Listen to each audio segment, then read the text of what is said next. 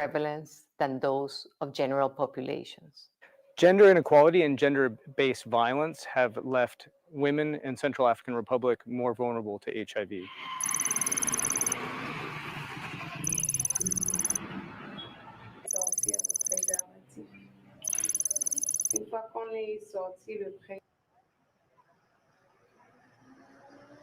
We know that to leave no one behind, we need to follow the science, we need to follow rights protections, and we need to have the political will to invest in prevention and services for those who need it the most.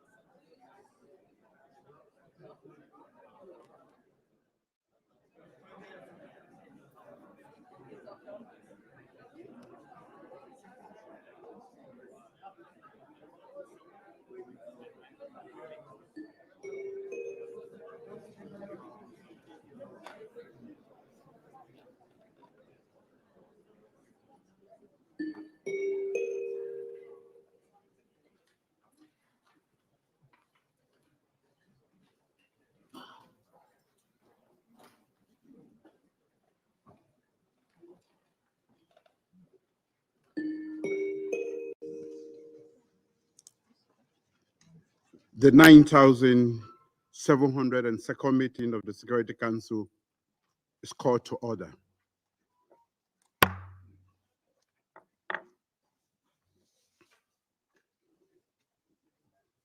The provisional agenda for this meeting is the maintenance of international peace and security, addressing the historical injustice, and enhancing Africa's effective representation in the United Nations Security Council.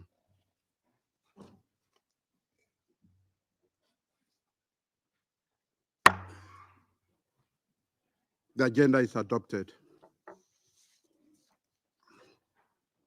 I'd like to warmly welcome the distinguished ministers and other high-level representatives in the Security Council chamber. Your presence here today underscores the importance of the subject matter under discussion. In accordance with Rule 37 of the Council's Provisional Rules of Procedure, I invite the representatives of Bahrain, Congo, Equatorial Guinea,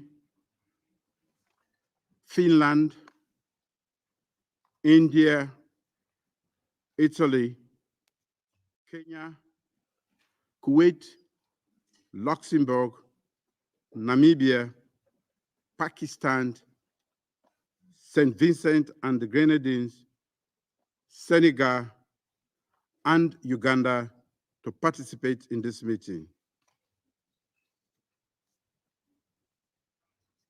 It is so decided.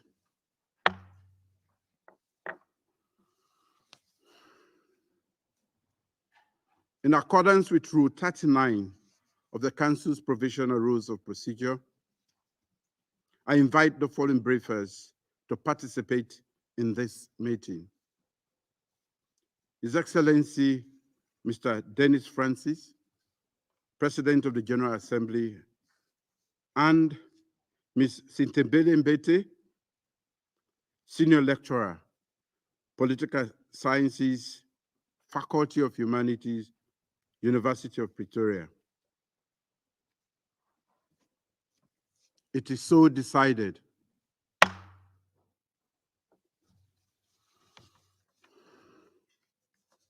In accordance with Rule 39 of the Council's Provisional Rules of Procedure, I also invite Her Excellency, Ms. Katarina Clifford, Chargée d'Affaires, the delegation of the European Union to the United Nations, to participate in this meeting.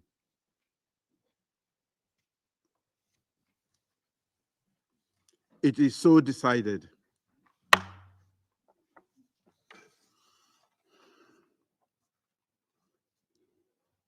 The Security Council will now begin its consideration of item 2 of the agenda. I wish to draw the attention of Council members to document S/2024/574, identical letters dated 30 July 2024 from the permanent representative of Sierra Leone to the United Nations, addressed to the Secretary General and the President of the Security Council, transmitting a concept paper on the item under consideration.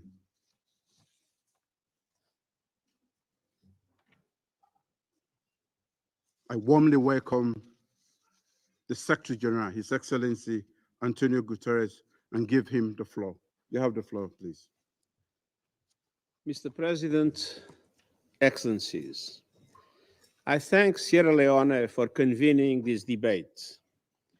Since 1945, the United Nations Security Council has been a bedrock of global peace and security. but the cracks in its foundation are becoming too large to ignore.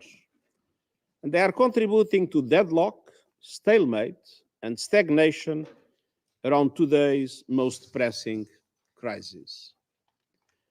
And they are feeding a broader crisis of credibility and legitimacy that is affecting multilateralism itself.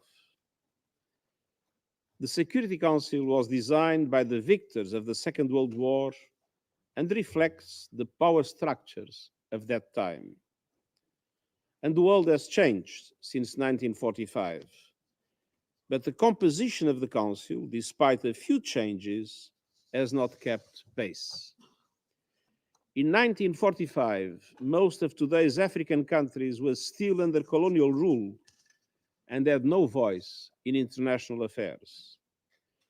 This created a glaring omission that has remained unresolved until now. There is no permanent member representing Africa in the Security Council, and the number of elected members from the continent is not in proportion to its importance. We cannot accept that the world's preeminent peace and security body lacks a permanent voice for a continent of well over 1 billion people, a young and rapidly growing population, making up 28% of the membership of the United Nations. Nor can we accept that Africa's views are undervalued on questions of peace and security, both on the continent and around the world. Mr. President, Excellencies, Africa is underrepresented in global governance structures, from the Security Council to international financial institutions, but overrepresented in the very challenges these structures are designed to address. Conflicts, emergencies, and geopolitical divisions have an outsized impact on the African continent. And this Council's agenda demonstrates this. Nearly half of all country-specific or regional conflicts on your agenda concern Africa. They are often exacerbated by greed for Africa's resources, which are vital to the global economy, and further spread and aggravated by the interference of external actors. The message is clear: there can be no global security without African security. Meanwhile, African countries are ground down by crushing debt burdens and the lack of financing thanks to the global financial architecture in which they are underrepresented and denied the level of support they require. And they contend with ferocious flooding and droughts caused by a climate crisis they did nothing to create. But through it all, Africa has proven to be a willing and able partner for peace, particularly with the United Nations, both on the continent and beyond. Through the joint United Nations African Union framework for enhanced partnership in peace and security, we are addressing complex challenges on the continent, from the Central African Republic to Somalia, the Sahel, and the crisis in Sudan. We are working with the African Union and regional and sub-regional organizations such as ECOWAS to end the scourge of terrorism, which has killed tens of thousands on the African continent, including 11 of our personnel in the Abuja bombing of 2011. Together, we are helping to ensure security, stability, and respect for human rights and rule of law while supporting democratic processes and institutions. And this Council's Resolution 2719 has now established a framework for predictable financing of African Union-led peace support operations, authorized by the Security Council through assessed contributions, an important vote of confidence in African capacities and in our partnership. We are now developing a joint roadmap to carry these forward. Meanwhile, African countries host almost half of all UN peacekeeping operations, while contributing troops of their own to global hotspots over the years, including now in Lebanon. Over 40% of UN peacekeepers are African. And let's not forget the meaningful efforts made by African-led forces to restore peace, from Somalia to Lake Chad, from Mozambique to the Democratic Republic of the Congo. In times of crisis and geopolitical division, African countries are often amongst the first to champion peace, multilateral solutions, and adherence to international law and UN Charter. But African efforts and contributions are not being matched by Africa's representation. Ensuring this Council's full credibility and legitimacy means heeding the long-standing call for the UN General Assembly, from the UN General Assembly, various geographic groups, from the Arab group to the Benelux, Nordic and CARICOM countries, and some permanent members of this Council itself to correct this injustice. Mr. President, Excellencies, for different parts of the world to contribute to its proceedings, reform of this Council's membership must be accompanied by a democratization of its working methods. A new agenda for peace puts forward a number of ideas, from more burden sharing among Council members to more systematic consultations with host states and regional organizations, as well as with countries contributing troops and police. And it also calls for improvements and innovation in other parts of the global architecture whose work has a bearing on peace and security. It recommends that member states elevate the work of the Peacebuilding Commission to realize the untapped potential and help mobilize support for national and regional prevention strategies. This includes closer ties with the International Monetary Fund and World Bank and regional development banks to secure sustainable financing for countries as they strengthen peace and security, with important implications for countries on the African continent. The Peacebuilding Fund has been a critical catalyst to mobilize the contribution of international financial institutions. The agenda also calls for a revitalized role of the General Assembly in the area of peace and security. A new agenda for peace has been informing negotiations on the Pact for the Future to be adopted at next month's Summit of the Future. The summit provides a critical opportunity to make progress on these issues and help ensure that all countries can meaningfully participate in global governance structures as equals. I urge all member states to attend and contribute their views and ideas so that African voices are heard, African initiatives are supported, and African needs are met. Monsieur le President, African voices, African insights, and African participation must be brought to bear across the Council's deliberations and actions. This is not just a question of ethics and justice. It is also a strategic imperative that can increase the global acceptance of Council decisions, benefiting Africa and the world. I call on all member states to seize this opportunity to forge an ambitious pact of the future that paves the way for a global peace and security architecture that truly represents all countries equally. Thank you. Thank you, Mr. Secretary General, for that briefing. And I'll give the floor to His Excellency, Mr. Dennis Francis.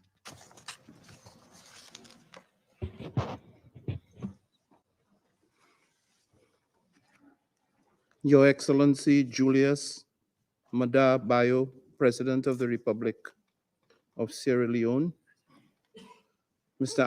Antonio Gutierrez, Secretary General of the United Nations, Mrs. Mbile Mbete, representing civil society, Excellencies, distinguished delegates. Let me begin by expressing my sincere gratitude to His Excellency Julius Maada Bio, President of the Republic of Sierra Leone, and to the Permanent Mission of Sierra Leone to the United Nations for the kind invitation to participate in this important open debate. I applaud the choice of theme addressing the historic injustice and enhancing Africa's effective representation in the Security Council and welcome the decision to also bring an esteemed voice of civil society, Ms. Sithembile Mbete, into the conversation, so ensuring a more fulsome exploration of the issues. For my part, this is just the kind of inclusion which I have sought to promote in the work program of the General Assembly throughout my presidency, and I encourage further deepened collaboration with relevant stakeholders. Excellencies, indeed, today's topic speaks to the urgent and long overdue need to reform the Security Council, a call that resonates too well with Africa as the region that continues to bear the predominant brunt of conflict, and Sierra Leone itself, which has endured but overcome peace and security challenges of its own. And a call that grows louder by the day as the world grapples with crisis after crisis, with the pressure continuously mounting on the United Nations itself. That unacceptable state of affairs, in turn, calls upon this Council, working in close collaboration with the General Assembly, to do much more to take decisive action in the face of recurring violence and unbearable human suffering. As you know better than most, our world is mired in a myriad of challenges, from conflict and climate change to the advent of new masterful technological innovations that are transforming virtually on a daily basis every facet of human existence. The world today is much different than it was in 1945. It is a world in which now 193 member states make up the United Nations, up considerably from the 50 that gathered at San Francisco to establish the UN in 1947. It is a world demanding that institutions adapt to current realities and at the scale and pace required to create meaningful change in people's lives. Amid these pressures, there are legitimate growing calls for a Security Council that is more representative, more responsive, more democratic, and indeed more transparent. There are as well accompanying calls for a revitalized General Assembly that not only assumes a greater role in peace and security matters, but also holds the Security Council as the primary custodian of international security, more accountable for its actions and indeed inaction. Excellencies, for Africa, peace is the key to unlocking its full and extraordinary potential. During my official visits to the continent, I have seen firsthand the consequences of the absence of peace and the importance of the UN's work on the ground. In South Sudan, in particular, I had the privilege of engaging directly with representatives of internally displaced persons, and also spending time with the entities and blue helmets proudly serving with the United Nations mission in the Republic of South Sudan. Beyond continental shores, I met with political leaders in Haiti about the deployment of a multinational security support mission led by Kenya following the adoption of Council Resolution 2699. A strengthened role for African countries in addressing global security and development challenges is paramount, as the Council's presidential statement, adopted unanimously in May, makes clear. Africa is home to 54 of the 193 members of the United Nations.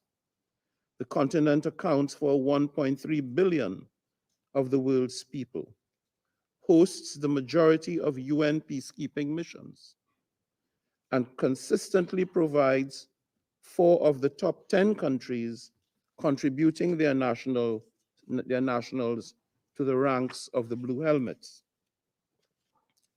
The fact that Africa continues to be manifestly underrepresented on the Security Council is simply wrong, offending as it does both the principles of equity and inclusion. It runs counter to the principle of sovereign equality of states and calls for urgency to reform this institution to reflect the world as it is now, rather than what it was nearly 80 years ago.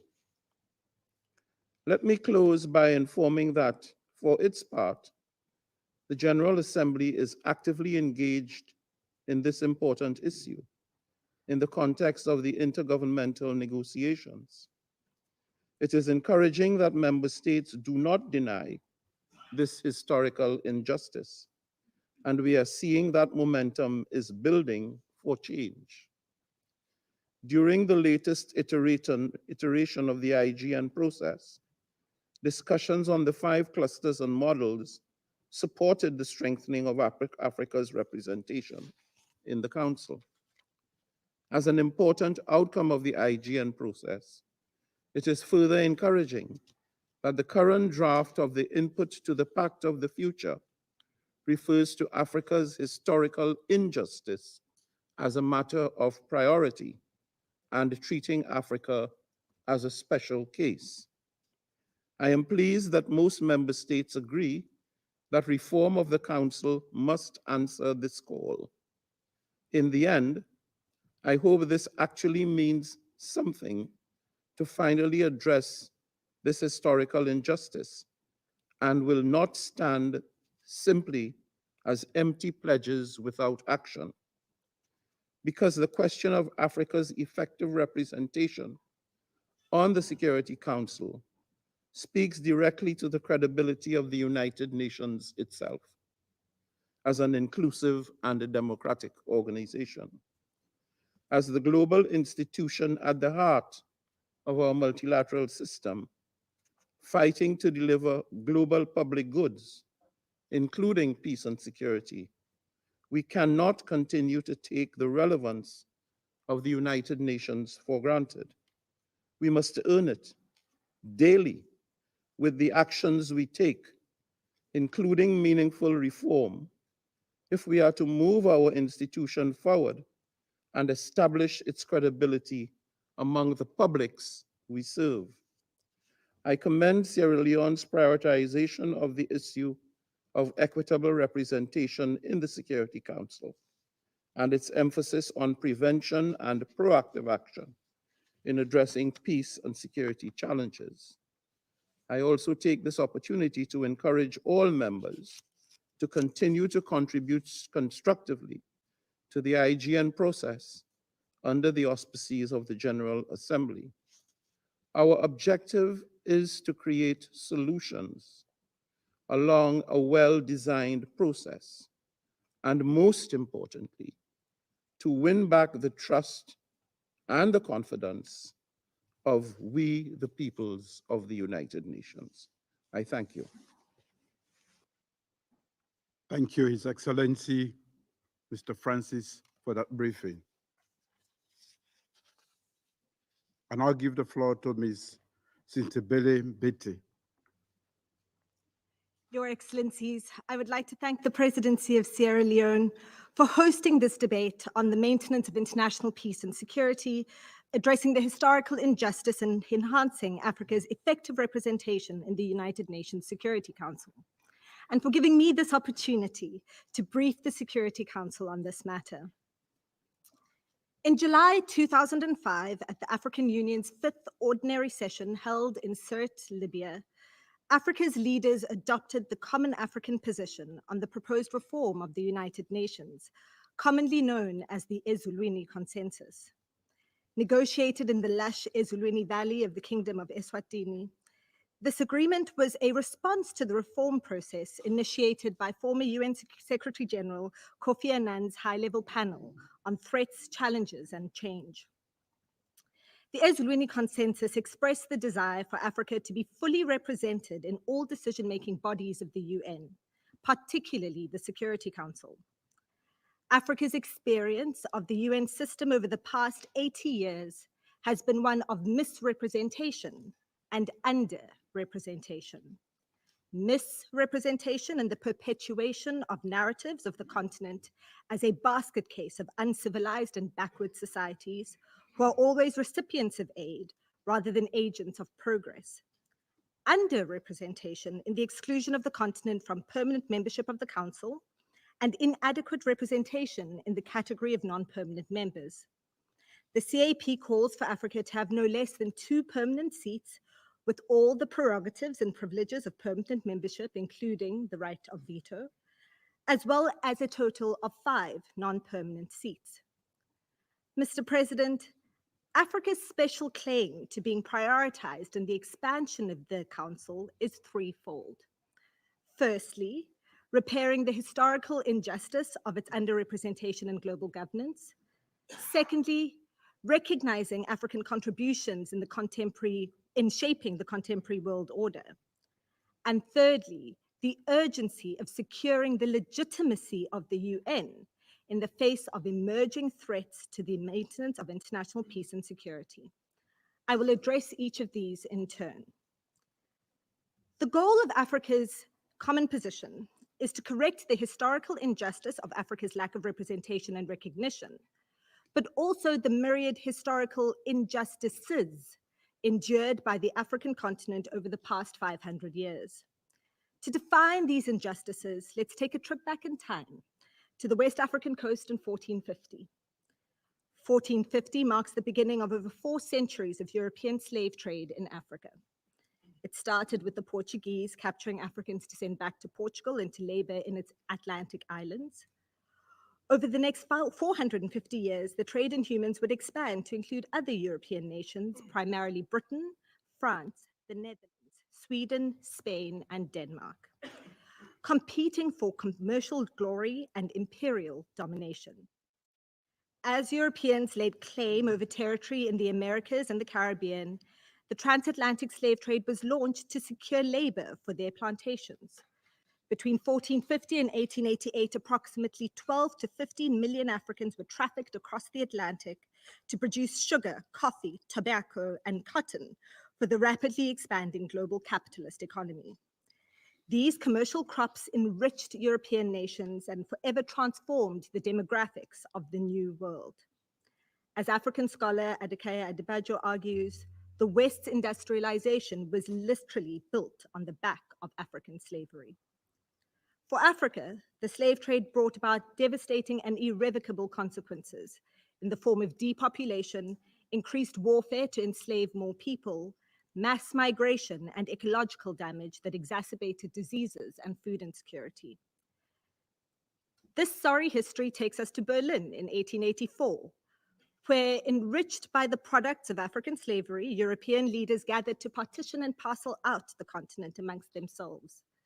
Hungry for the prestige and riches to be gained from imperial expansion, European presence in Africa was expanded into the interior of the continent, which was declared res nullius, or no man's land, despite the millions of people living there. Justified as a civilizing mission, this plunder of the continent cemented the destruction of economies, state systems, and cultures that was initiated by slavery 400 years earlier. One of those uncivilized Africans wrote in the Lagos Observer in February 1885 that the world has perhaps never witnessed until now such high-handed robbery on so large a scale. Africa is helpless to prevent it. It is on the cards that this Christian business can only end at no distant date in the annihilation of the natives. A major consequence of the Berlin Conference was the imposition of colonial states with borders drawn with a ruler and pencil that divided communities and operated on a logic of extraction and oppression of their populations. This continues to be felt in the unmanageable governance systems on the continent that are often incompatible with democracy and the rule of law. This has led to intractable violent conflicts. In the 30 years since the end of the Cold War, African conflicts have dominated the Council agenda. African subjects took up nearly 50% of the Council's meetings and 70% of its resolutions. As was the case in Berlin over 100 years ago, Africa is permanently on the menu, but Africans do not have a permanent seat at the table. Berlin also laid the foundations for the neocolonialism that continues to define Africa's economic relations with rich nations. Colonialism integrated African economies into the global economy on unequal terms to produce crops and raw materials to meet Western needs. This exploitative relationship continues today. The 2017 Honest Accounts report estimated that Africa loses $203 billion a year through illicit financial flows, profits by multinational corporations, and ecological destruction. With the continent receiving around $161 billion a year in loans, remittances, and aid, this makes Africa a net creditor to the rest of the world to the tune of $41 billion. A few decades after Berlin in 1945, world leaders gathered at San Francisco for the establishment of the United Nations. Of the 51 original member states of the UN, only 4 were African: Egypt, Ethiopia, Liberia, and the Union of South Africa. Most of Africa was still under colonial rule. Concerns about the legitimacy of the structure, composition, and procedures of the UNSC were already evident in 1945. The head of Egypt's delegation presciently cautioned that permitting any power, great or small, to sit both as judge and jury in its own case does not contribute to building worldwide confidence so necessary to the success of a plan for world order. Indeed. But the seeds of freedom and self-determination sowed by the UN Charter spurred the liberation struggles of people throughout the continent, leading to the spread of decolonization in the 1950s and 1960s. This brings me to my second point of the need to recognize the myriad contributions made by African states to the evolution of the UN. Africa has not been a mere recipient of the UN's largesse, but an active contributor to its success. As more African states gained their independence, they agitated for reform of the Council and indeed succeeded in expanding the Council from 11 to 15 in 1965 with the addition of the elected seats for Africa. African scholar Thande Gankiwane observes that despite their relative weakness, newly independent African states used the principles and established forms of international relations and global discourse to advance the cause of sovereignty and self-determination for Africans. Major milestones in the UN's practice and jurisprudence evolved through the activism of African states, including the declaration of apartheid as a crime against humanity and the adoption of the International Apartheid Convention. Personally, I, who was 10 years old in 1994 when South Africa democratized, would not be here without the efforts of other African states, including Sierra Leone. Over the past 60 years, Africans contributed personnel to UN peacekeeping missions, took up the cause of Namibia or Southwest Africa in the International Court of Justice, and took leadership in the organization, including 2 secretaries general, several undersecretaries general, as well as heads of various UN organs. Currently, the AU and regional actors oversee 10 peace operations comprising more than 70,000 authorized personnel spread across 17 African countries. African-led peace operations operate with greater flexibility, enable more rapid response to crisis situations, and have proven more cost-effective. African peace missions have upheld important UN norms by challenging unconstitutional changes of government. Within the Council, successive African members have cooperated as the A3 to spearhead informal reforms of Council practice, including sharing the pen on African issues, promoting closer relations between the UN and regional organizations, and using visiting missions to ensure security interventions are responsive to the needs of the people on the ground in conflict situations. The continent is ready and willing to take up greater leadership and to do so efficiently, effectively, professionally, and with integrity. Finally, the reform of the UN is necessary to ensure its legitimacy in an uncertain future of new and evolving security threats, like climate change, novel pandemics, and new technologies like artificial intelligence. Failure of the Security Council to solve major conflicts in the past decade, including Sudan, Libya, the DRC, Syria, Haiti, Myanmar, Ukraine, and Palestine, have dented the credibility of this institution.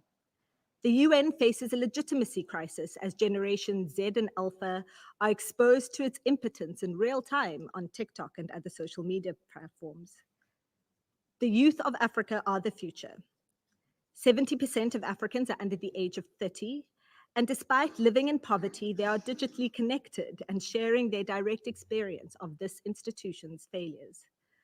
Research by Indian scholar Rohan Mukherjee demonstrates that representational legitimacy is a necessary condition for good institutional performance. Because if institutions are perceived to be exclusive and unfair, members gradually reduce their participation and compliance with them. Mr. President, Your Excellencies, I beg your indulgence as we time travel to 2045 to a meeting in this chamber commemorating the 100th anniversary of the UN. At that point, Africa will have 2.3 billion people, making up 25% of the global population. Young Africans, as the most fit and able global demographic, will be the world's workforce and consumer base, keeping the global economy in business. Will the membership of the UN Security Council still look like it does today? Or will the diplomats seated here have had the courage to tackle head-on the power relations preventing meaningful reform? Bringing us back to the present day as we prepare for the UN Summit of the Future, member states have a timely opportunity to advance the agenda of Security Council reform and repair the historical injustice of Africa's exclusion. The AU Committee of 10's proposals on council reform provide a strong basis for Africa to ensure the continent is prioritized in the negotiations. The nature of global threats and the definition of international security have changed dramatically since 1945, and the Council must be adapted to enable it to respond to new security challenges. Such threats can only be resolved by an institution that represents the interests and perspectives of all humanity. I thank you. Thank you, Ms. Mbete, for that briefing. I shall now make a statement in my capacity as the President of the Republic of Sierra Leone. Distinguished members of the Security Council, Excellencies, Ministers of Government, distinguished representatives, ladies and gentlemen, I'm honored to address the United Nations Security Council with a profound sense of purpose and urgency on a matter of grave importance: the maintenance of international peace and security through the reform of the Security Council. Today, I will specifically focus on addressing the historical injustice and enhancing Africa's effective representation in the Council. I thank the UN Secretary General, His Excellency Antonio Guterres, the President of the 78th session of the UN General Assembly, His Excellency Dennis Francis, and Dr. Sintimbele Bete for their very insightful and thought-provoking briefings. I wholeheartedly welcome the participation of the African Union Committee of 10 heads of state and government on UN security reform and their representatives in this meeting. I also welcome the participation of representatives of member states and interest groups engaged in the intergovernmental negotiations at the UN General Assembly, including the co-chairs, the permanent representatives of Austria and Kuwait, respectively. I thank them for their important work and the urgency with which they are carrying out their mandate under the leadership of the President of the General Assembly. Today, I speak as a representative of a continent that has long been underrepresented in the decision-making process that shape our world on matters of peace and security. It is now a settled view that the UN Security Council needs reforming. The imperative for this reform is irrefutable. Nearly 80 years after its creation, the Council has been stuck in history. Its imbalanced composition is at odds with current realities and unjust, undermining its legitimacy and effectiveness. Africa remains the unquestionable victim. With the absence of structural change, the Security Council's performance and legitimacy remains questionable. Accordingly, as we reflect on the debate's theme and profound implications, it is essential to recognize how the historical injustice has significantly hindered Africa's ability to contribute effectively to global governance. The legacy of colonialism, economic exploitation, and political marginalization has left deep scars on the continent, affecting its development, stability, and influence in international affairs. The UN, the cornerstone of international cooperation, was founded on the principles of equality, justice, and the collective pursuit of peace. Yet, the current structure of the Security Council reflects an outdated world order, an era that fails to recognize Africa's growing importance and contributions.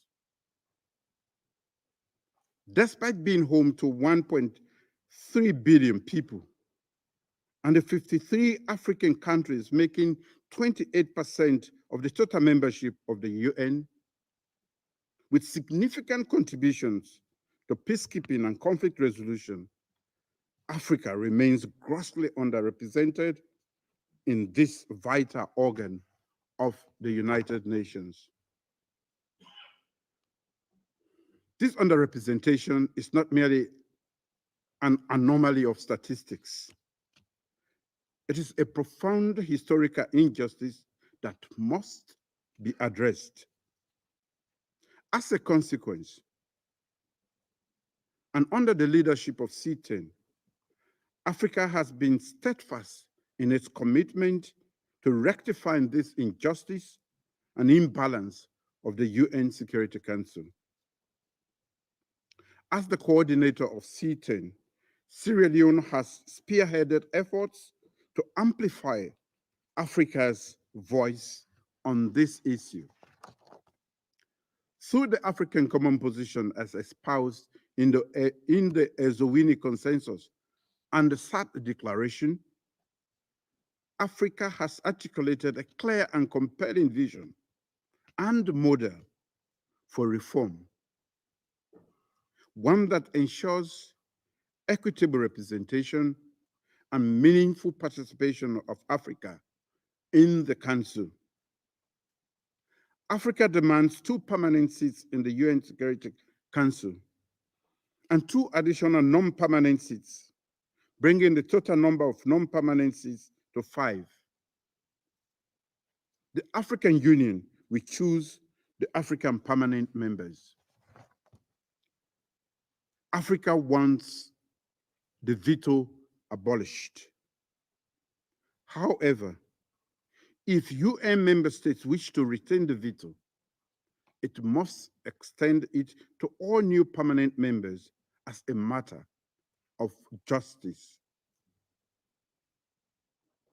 The Common African Position is premised on the fact that by rectifying historical injustice, the international community will not only promote greater fairness, equity, and equality in global governance, but also act on the imperative to ensure the legitimacy and effectiveness of the Council.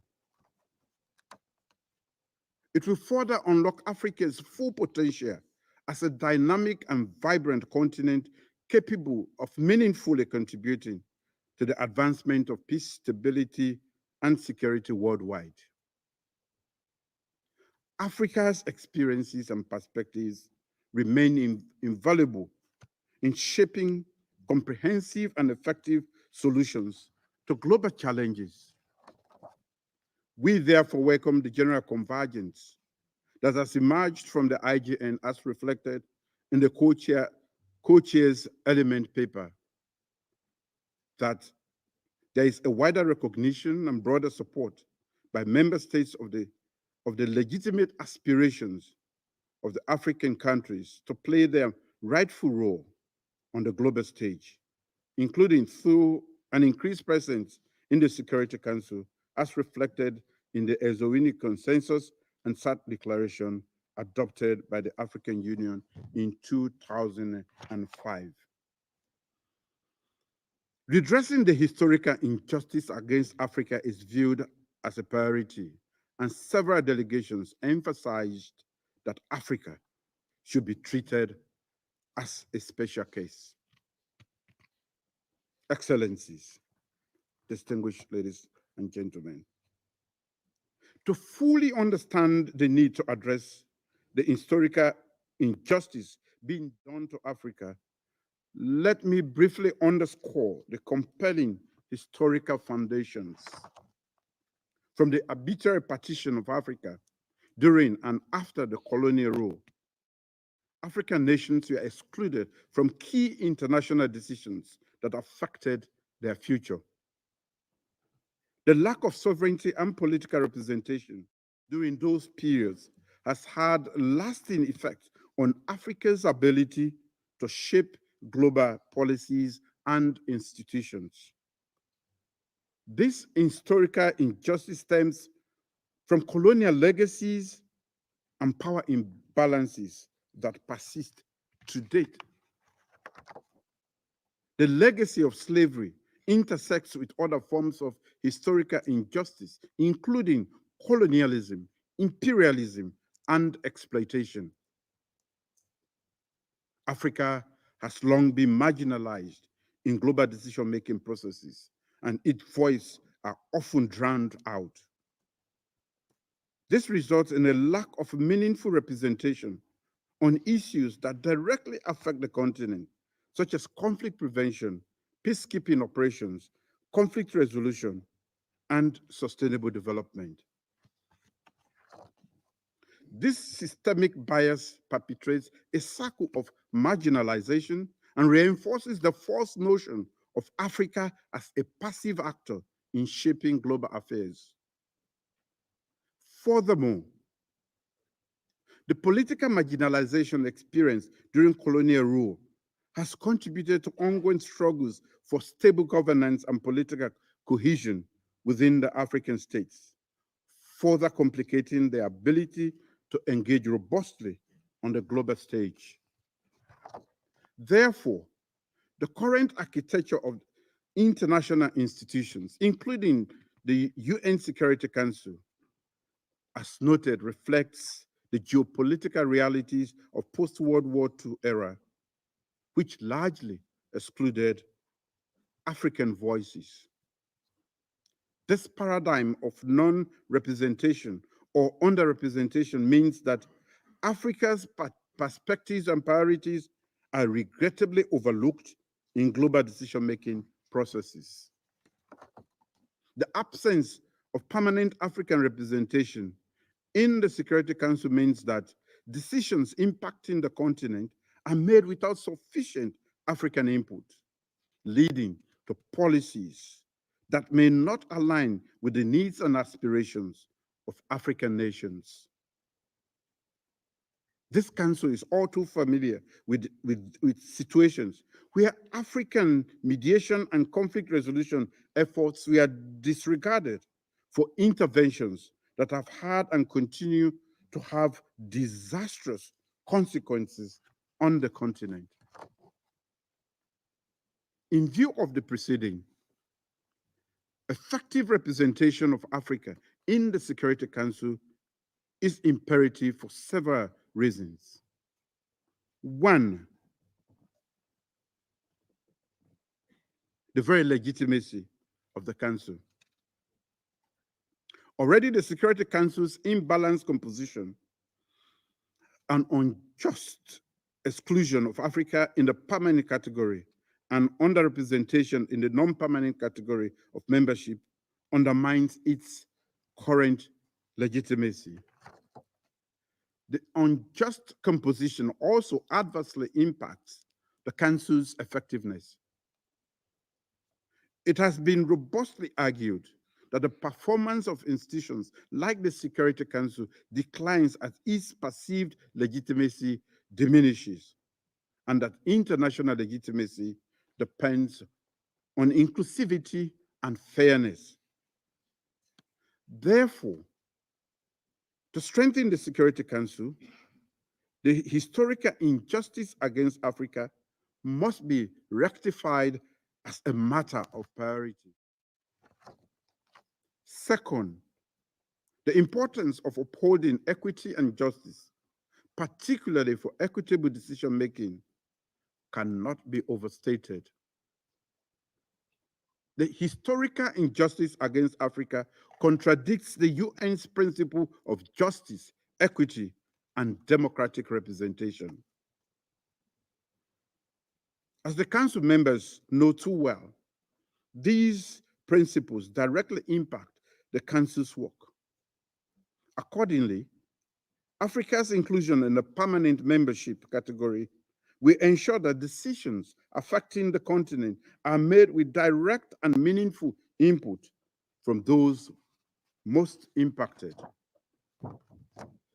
Third, to reflect the present global and geopolitical realities. The geopolitical landscape has significantly evolved since 1945.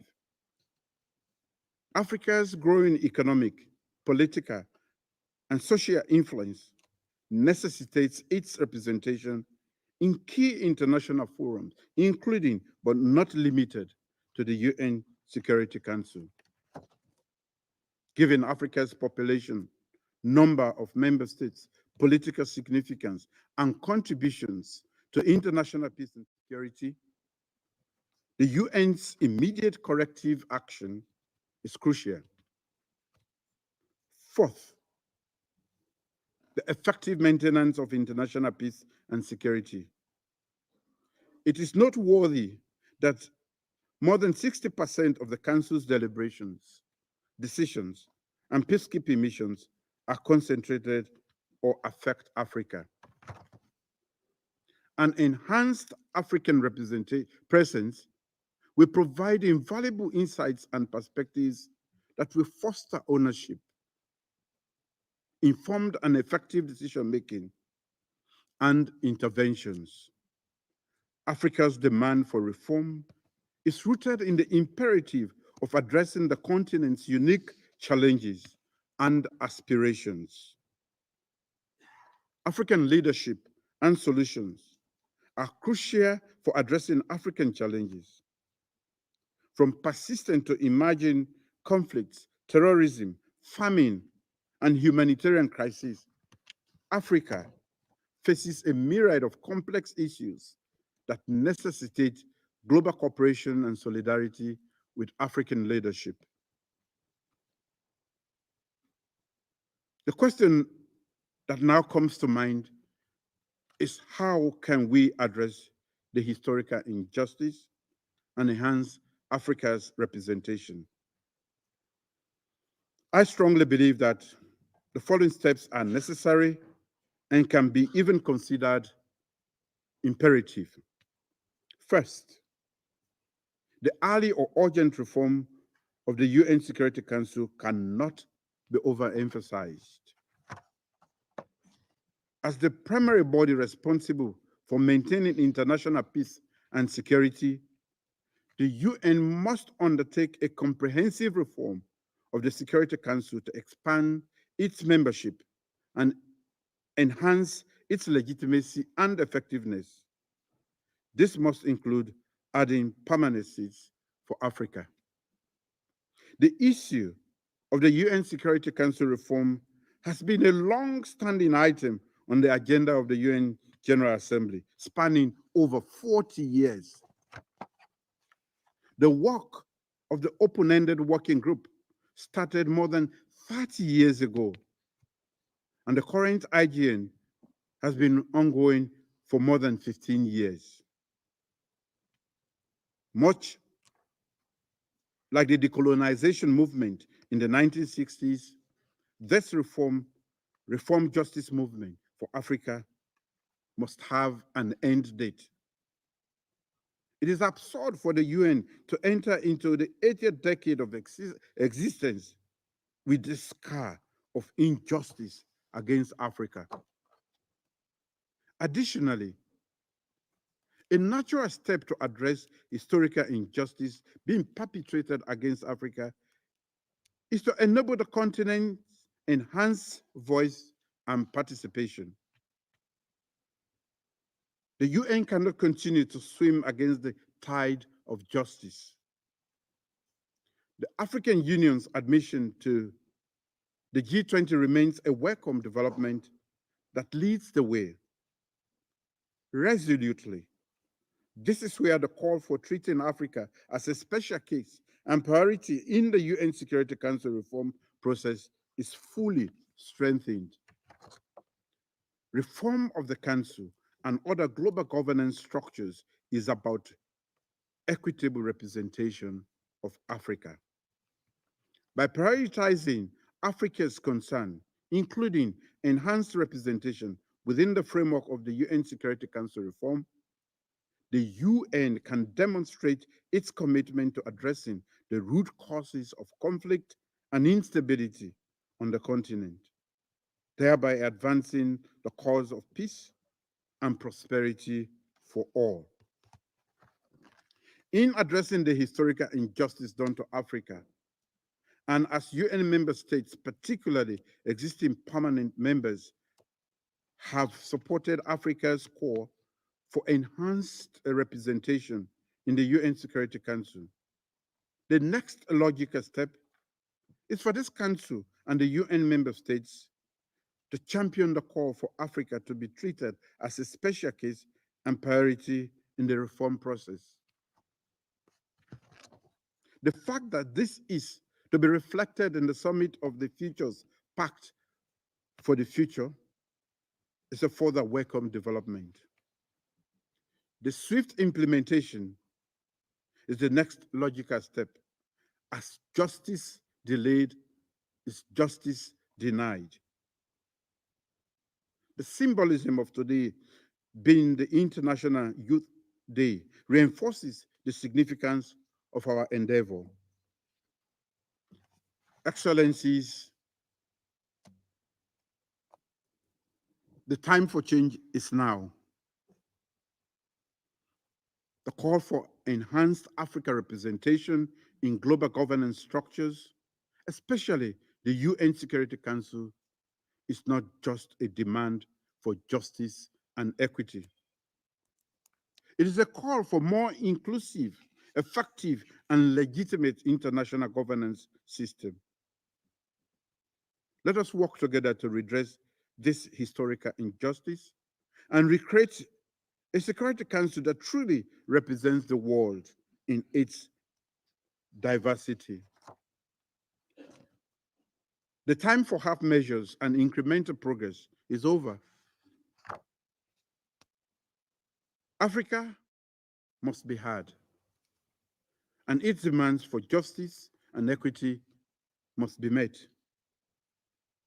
In rectifying the historical injustice that has long plagued the continent, the UN has an opportunity to forge a more just and inclusive world order, one that honors the dignity and aspirations of all nations, regardless of their size and stature.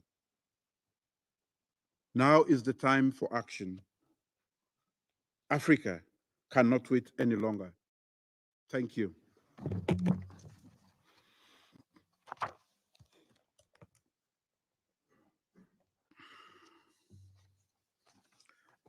I now resume my function as President of the Council. I give the floor to Her Excellency Linda Thomas Greenfield, Permanent Representative of the United States and member of President Biden's cabinet. Thank you, Mr. President. Let me start by thanking you for being here with us today and for your leadership in organizing this critical debate, the first ever in the Security Council.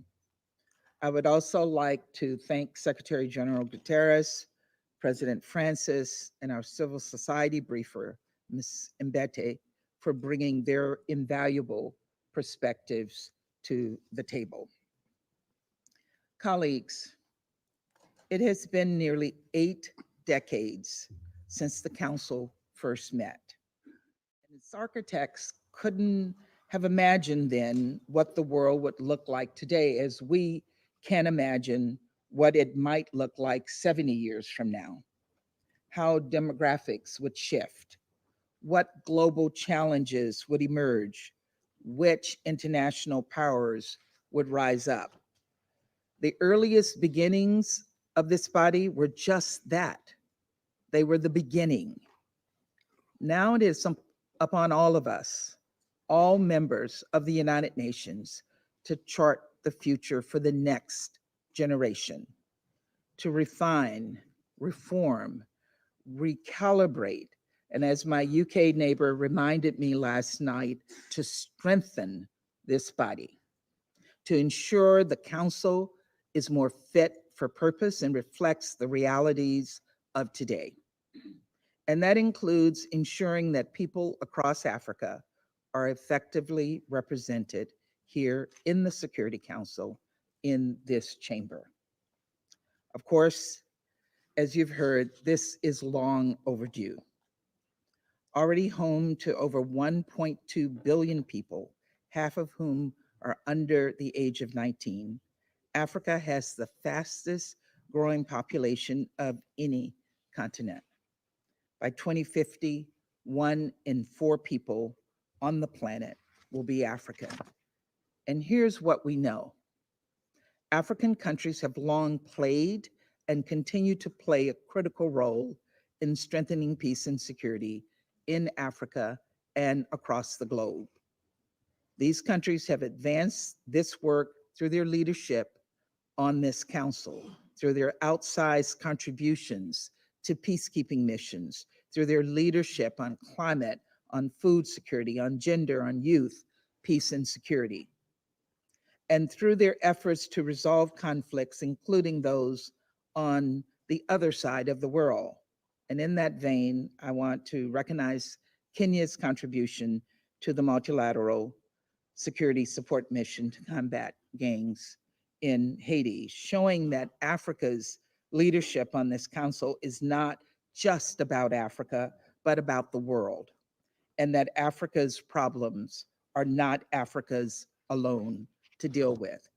And so when we talk about reforming this council, strengthening this council, we do so not just for the good of African nations, but to further international peace and security for us all. Because we all benefit when African leaders are at the table. And so as President Biden announced during the UN General Assembly 2 years ago and reaffirmed last year, the United States supports permanent representation on the Council for countries from Africa as well as Latin America and the Caribbean. Permanent representation. Since that announcement, I have met with leaders from around the world to hear their perspectives on Security Council reform.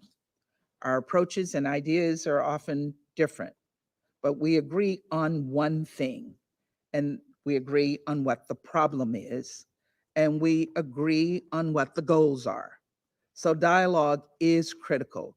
It is the only way to advance an issue that has been stuck for far too long. For our part, the United States is advocating for language in the Pact for the Future that supports increasing both permanent and non-permanent seats on the Security Council. And we will push to ensure that the Summit of the Future is a platform for meaningful progress, one that creates a pathway for urgent action on Security Council reform. At the summit and beyond, we will keep working to achieve council reform. As we work toward that goal, we must also pursue every other avenue we can to ensure effective UN action to prevent and respond to security threats on the African continent and around the globe. In Sudan and Somalia, Democratic Republic of Congo, Gaza, Ukraine, the list could unfortunately go on and on. Violence continues to uproot lives and destroy livelihoods, to exacerbate food insecurity and re-entrench gender inequality, to repeat dark chapters of history. We need stronger, faster, and more effective action from the Security Council to put an end to this violence. And that is why the United States fully supported the adoption of Resolution 2719, creating a framework for the use of UN-assessed contributions for African Union-led peace support operations. This landmark resolution, adopted under the leadership of the A3, creates opportunities to strengthen UN-AU partnerships and to ensure that the UN is responsive to security needs on the continent. We will continue to work closely with our colleagues here in New York and in Addis to operationalize this new arrangement. But colleagues, we must also fight against any attempt to undermine Council action in support of Africa. Just look at the threats facing various panels of experts. These panels are critical UN tools that provide Security Council members with credible, timely, and detailed information about security threats. And yet, as of late, some on this council have tried to wind down or obstruct these panels of experts, particularly in Africa. It is imperative that we push back against these efforts to weaken our understanding of security dynamics in Africa and around the world. As many of you know, I spent a good part of my life, my career, living and working on the continent of Africa, engaging with people on the continent, doing my part to further peace and security, support refugees in the countries who host them, human rights and development, and observing up close the ways in which Africa, its people, and countries are stepping up to lead. And as I sit here representing the United States at the United Nations, I carry those life experiences with me, fueling my own commitment to making this council more representative and more effective. So let's stop admiring the problem here. We need to move to solutions. Today, 15 of us sit around this table, and it is my hope that the number grows to include permanent seats for Africa, Latin America, and others, and that in so doing, we're better equipped to live up to the mandate, our mandate, to prevent the scourge of war and advance peace and security for future generations. Thank you, Mr. President. Thank you to Sierra Leone for bringing this important subject to this chamber. Thank you, Your Excellency, for that statement. And I'll give the floor to His Excellency Lord Collins Highbury, Parliamentary Under-Secretary of State of the Foreign, Commonwealth and Development Office of the United Kingdom of Great Britain and Northern Ireland. Thank you, President. And can I start by also thanking the Secretary General Guterres and President Francis and Ms. Mbete for their excellent briefings to start this discussion. And it's a real privilege to join you today as the United Kingdom's new Minister for Africa, and the United Nations. I am very grateful to Your Excellency, President Bebo, for putting this vital issue on the agenda. It's important that we have this discussion today. We are running out of time. The challenges we face today do not respect borders, and they are sorely testing the international order the United Nations has championed. The highest number of conflicts since the Second World War, a worsening climate crisis, widespread economic hardship, and desperate humanitarian need. This is all fueling a pervasive sense of insecurity, and we must find truly global solutions to these problems.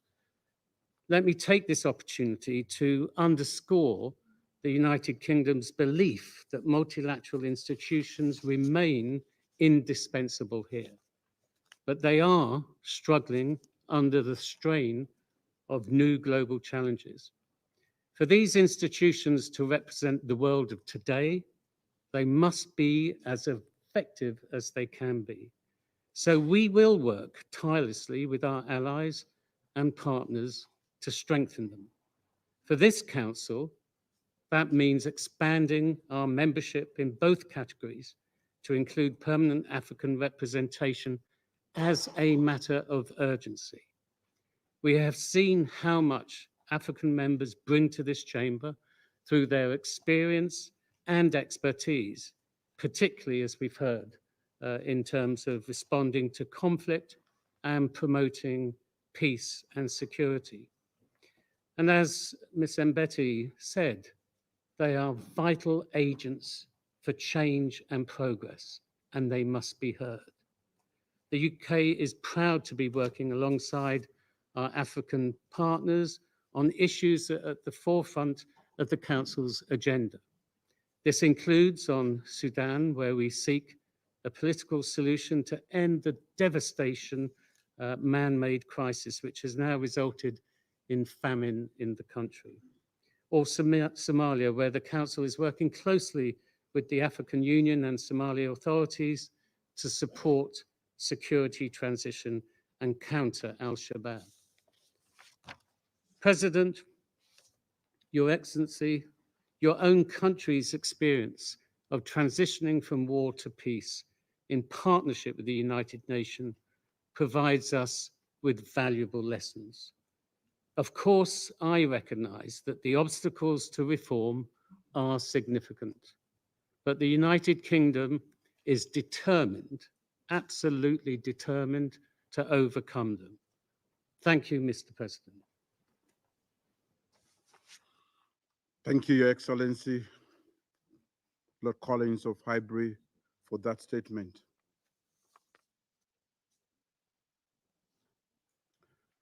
And I'll give the floor to His Excellency, Mr. Leon Magraman, Secretary General of the Ministry of Foreign Affairs and National Community Abroad of Algeria.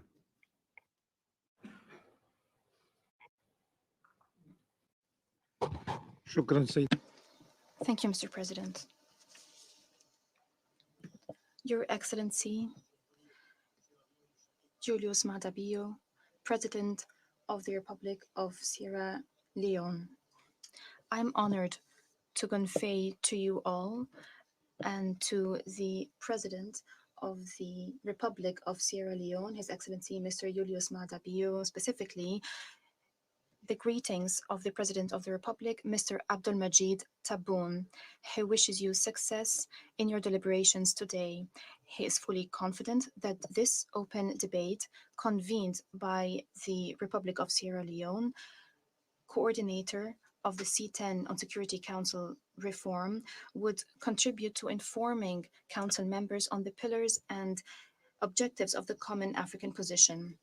I would also like to thank the Secretary General of the United Nations, Mr. Antonio Guterres, and the President of the 78th session of the General Assembly, Mr. Dennis Francis, for their valuable briefings that have set the scene and reviewed the latest developments in the Security Council reform process and the challenges in this regard. We have listened carefully to the representative of civil society, Ms. Sitembile Mbete.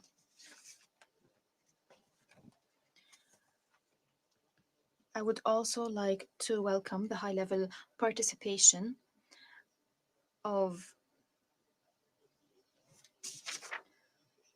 His Excellency, Mr. Pia Mushelenga, Minister of Internal Relations and Cooperation from Namibia, and His Excellency, General J.J. Odongo Abubakar, Minister for Foreign Affairs of Uganda.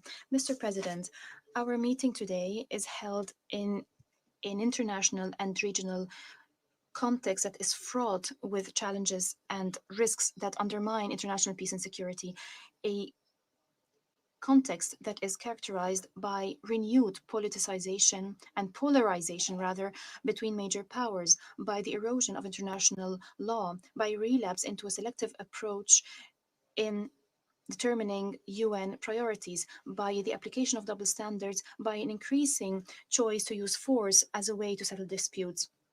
We are witnessing a severe crisis in the collective security architecture.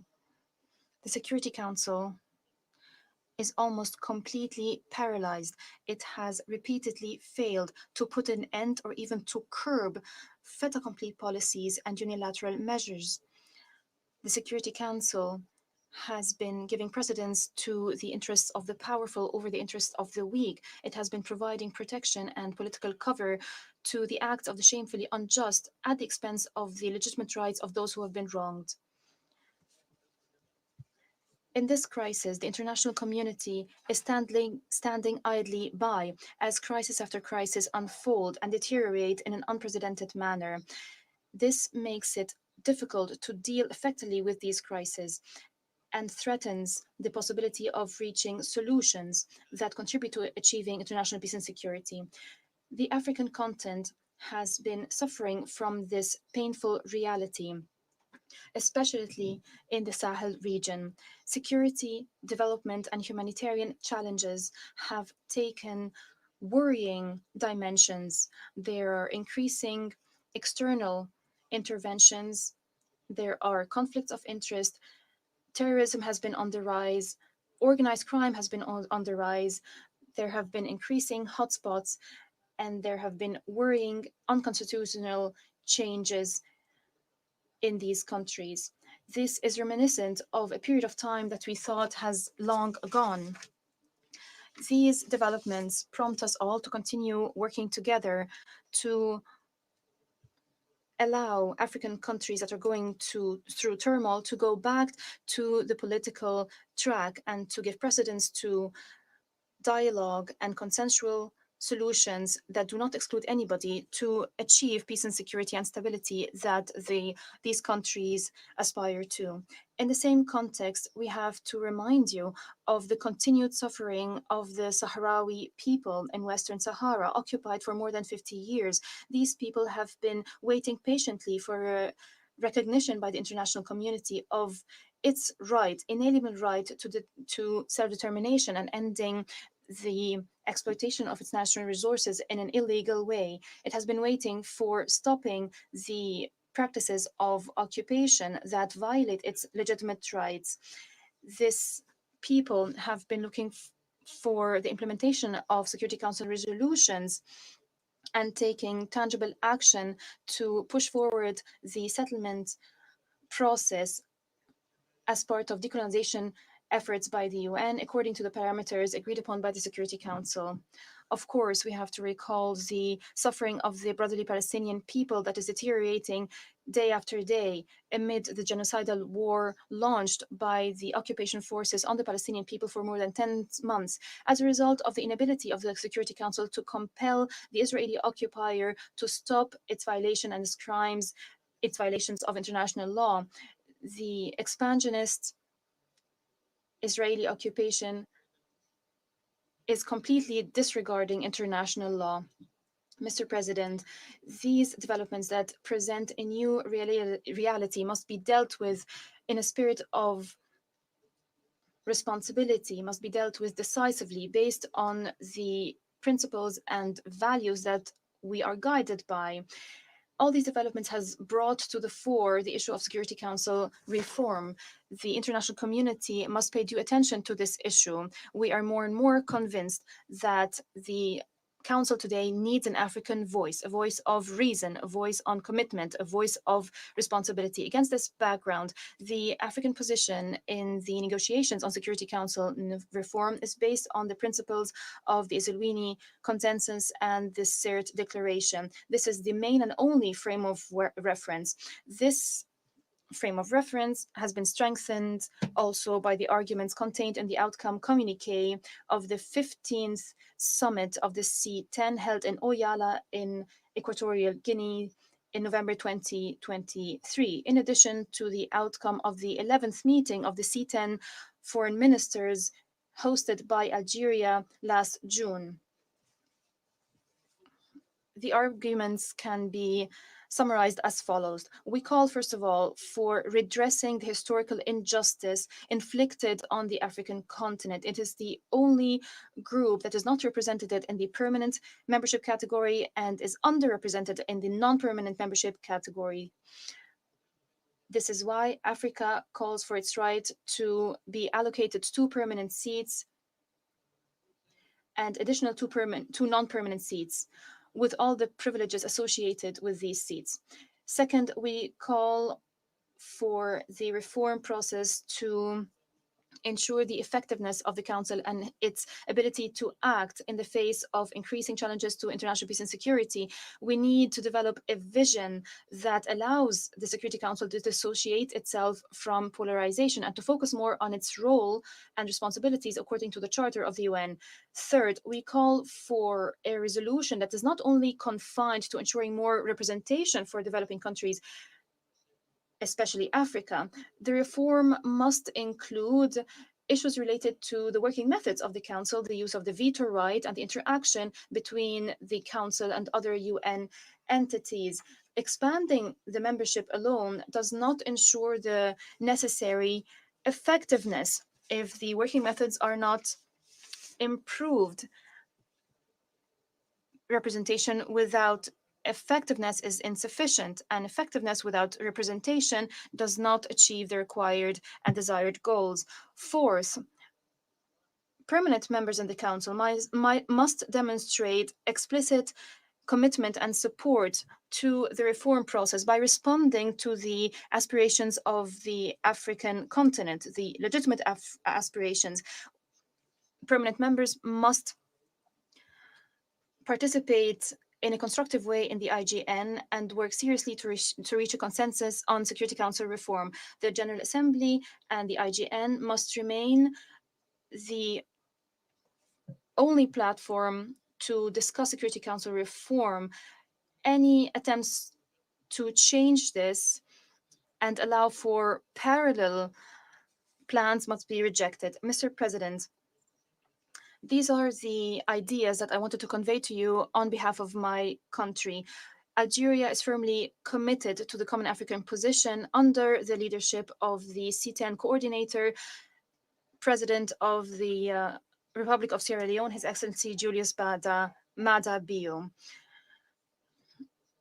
Against this background, as a non-permanent member of the Council, Algeria is going to remain a faithful voice in the service of Africa and its aspirations. We are committed to pushing for redressing the historical injustice inflicted upon Africa when it comes to inequitable regional representation on the Security Council. In the same spirit and with the same commitment, we will do our utmost to maintain the credibility of the Security Council and ensure its ability to respond promptly to increasing challenges to international peace and security. I thank you for your attention, and may the peace, mercy, and blessings of God be upon you. Thank you, Your Excellency, Mr. Magraman, for that statement.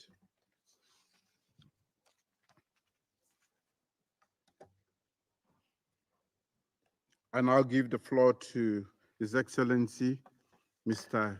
Shinsuke Shimizu, Ambassador for Tokyo International Conference on African Development, Ambassador Special Envoy for the Horn of Africa, Ambassador Special Envoy for UN Security Council Reform.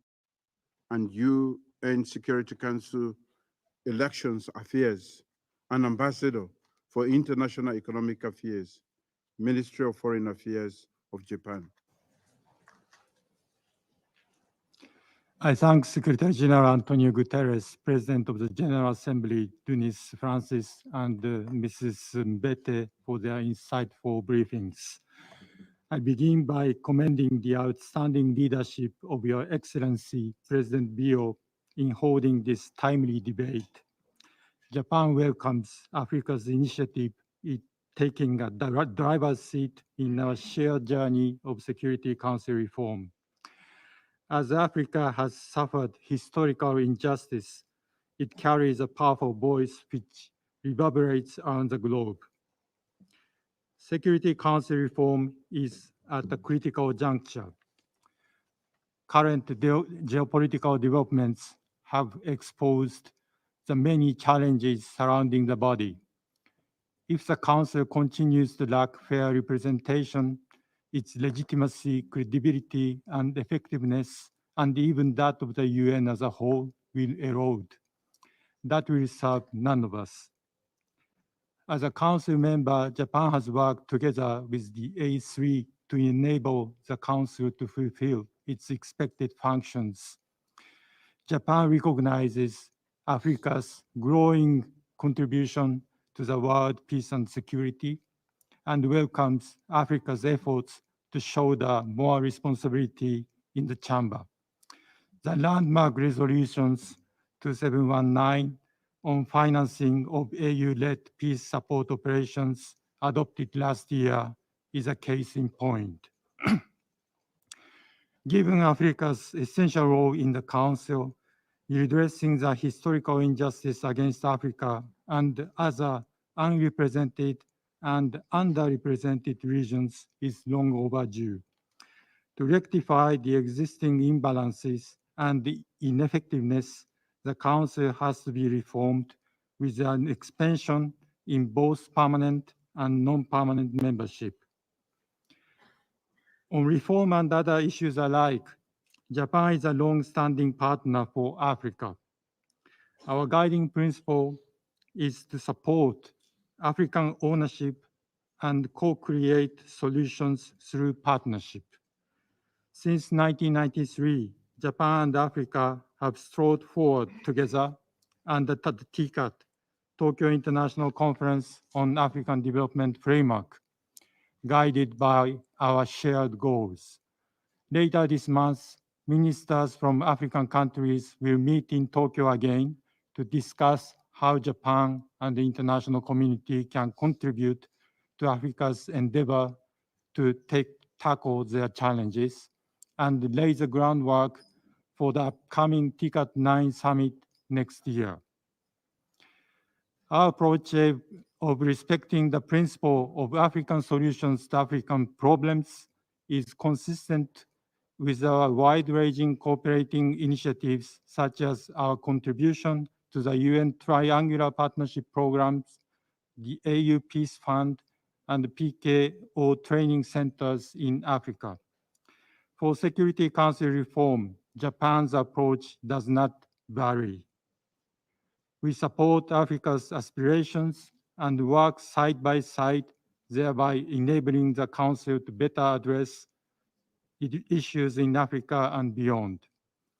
Japan, in our national capacity and also as a G4 member, proudly supports the common African position, including no less than 2 permanent seats for Africa. Mr. President, pivotal opportunities await. The summit of the future will be a vital forum to set out the progress made so far concerning reform discussions and send a forward-looking message for future negotiations. Japan supports paragraph on Africa in the current draft text of the Pact for the Future, which rightly touches on the imperative to redress historical injustice. After the summit comes the next critical round of the intergovernmental negotiations. We very much look forward to Africa's reform model being submitted for discussion. as was announced by Sierra Leone on behalf of African Group in the recent IGN, and to further advancing efforts to develop a consolidated model as a concrete step forward. Mr. President, as you rightly stated during the general debate of the high-level week last year, the historical injustice endured by the African continent remain unsolved in the IGN. We have to remind ourselves that the only way to resolve this imbalance is to expand not only non-permanent seats, but also permanent seats with all existing rights and responsibilities. Throughout the history of IGN, the vast majority of member states and groups, including the African Group, the G4, L69, CARICOM, the Nordic Group, the Benelux Group, and several permanent members have been calling for the expansion of both categories. This should be a guiding formula for our actions going forward. We must not lower our ambitions.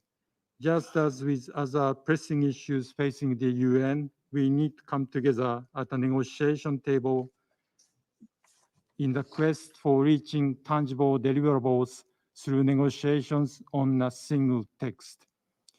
Let me reaffirm our commitment and readiness to do so. We count on Africa as an indispensable partner along the way. You can count on us as well. Finally, I would like to add Japan aligns itself with the G4 statement to be delivered by India later. Thank you. Thank you, Your Excellency, Mr. Shimizu, for that statement.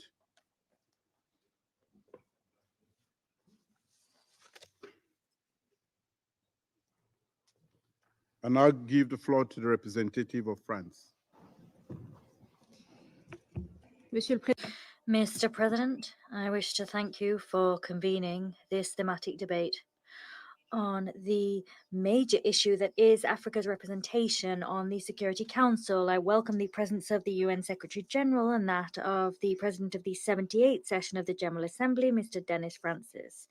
That presence bears witness to the importance that we collectively attach to Security Council reform and to the legitimate aspirations of Africa. I also wish to thank Ms. Mbete for her briefing. Mr. President, this reform is awaited by the vast majority of UN member states. France firmly believes that an expansion of the Security Council across its two membership categories is vital to strengthen its legitimacy and its representativeness, whilst at the same time preserving its ability to make decisions. That is the bedrock of our collective architecture. We firmly believe that this reform is possible in accordance with the Charter, even in the absence of absolute consensus. That indeed was demonstrated by the previous reform of 1963. Mr. President, France's position is clear, long held, and unwavering. It is utterly illogical that Africa, that accounts for more than a quarter of the UN member states, is not represented among the permanent members of the Security Council. That must and can change now.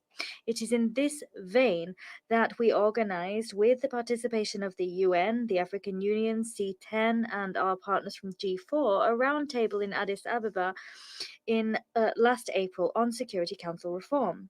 A reform is possible and can be the catalyst for it. To usher in that reform, we need to undertake without delay concrete negotiations on the basis of a draft resolution. We tirelessly defend this position within the IGN process. The Summit for the Future on the 22nd and 23rd of September will offer a unique opportunity to reaffirm that goal. France believes, as do the majority of states, that an expansion in the two categories of members and an increased presence of Africa, including among the permanent members, are both necessary to achieve that goal. The text of the Pact for the Future must do its duty and reflect this collective ambition. Mr. President, I I wish to conclude my statement addressing the issue of the veto. Since 2015, France, with Mexico, has championed an initiative which is separate from Security Council reform in and of itself. It doesn't require an amendment to be made to the Charter. It aims to limit the use of the veto in cases of mass atrocities. The goal of this initiative is twofold. One, to consolidate the legitimacy of the Security Council, and two, to strengthen its ability to fully shoulder its responsibilities when it comes to the maintenance of international peace and security. The current crises on which the Security Council is gridlocked demonstrate the relevance of that initiative. It's already supported by 106 states throughout all regions of the world. We call upon those that have not yet done it to accede to this initiative to get things moving forward. Thank you. Thank you very much, Representative of France, for that statement. And now give the floor to the representative of Mozambique. Mr. President of the Security Council, Mr. President of the General Assembly, Mr. Secretary General, Excellencies, distinguished members of the Council. Mozambique wishes to commend the Sierra Leone's presidency for convening this important high-level debate. We thank His Excellency, Mr. Secretary General, Antonio Guterres, for his strong, principled, and long-standing advocacy and friendship with Africa in search for a just and fair global peace and security architecture. We are grateful to His Excellency, Mr.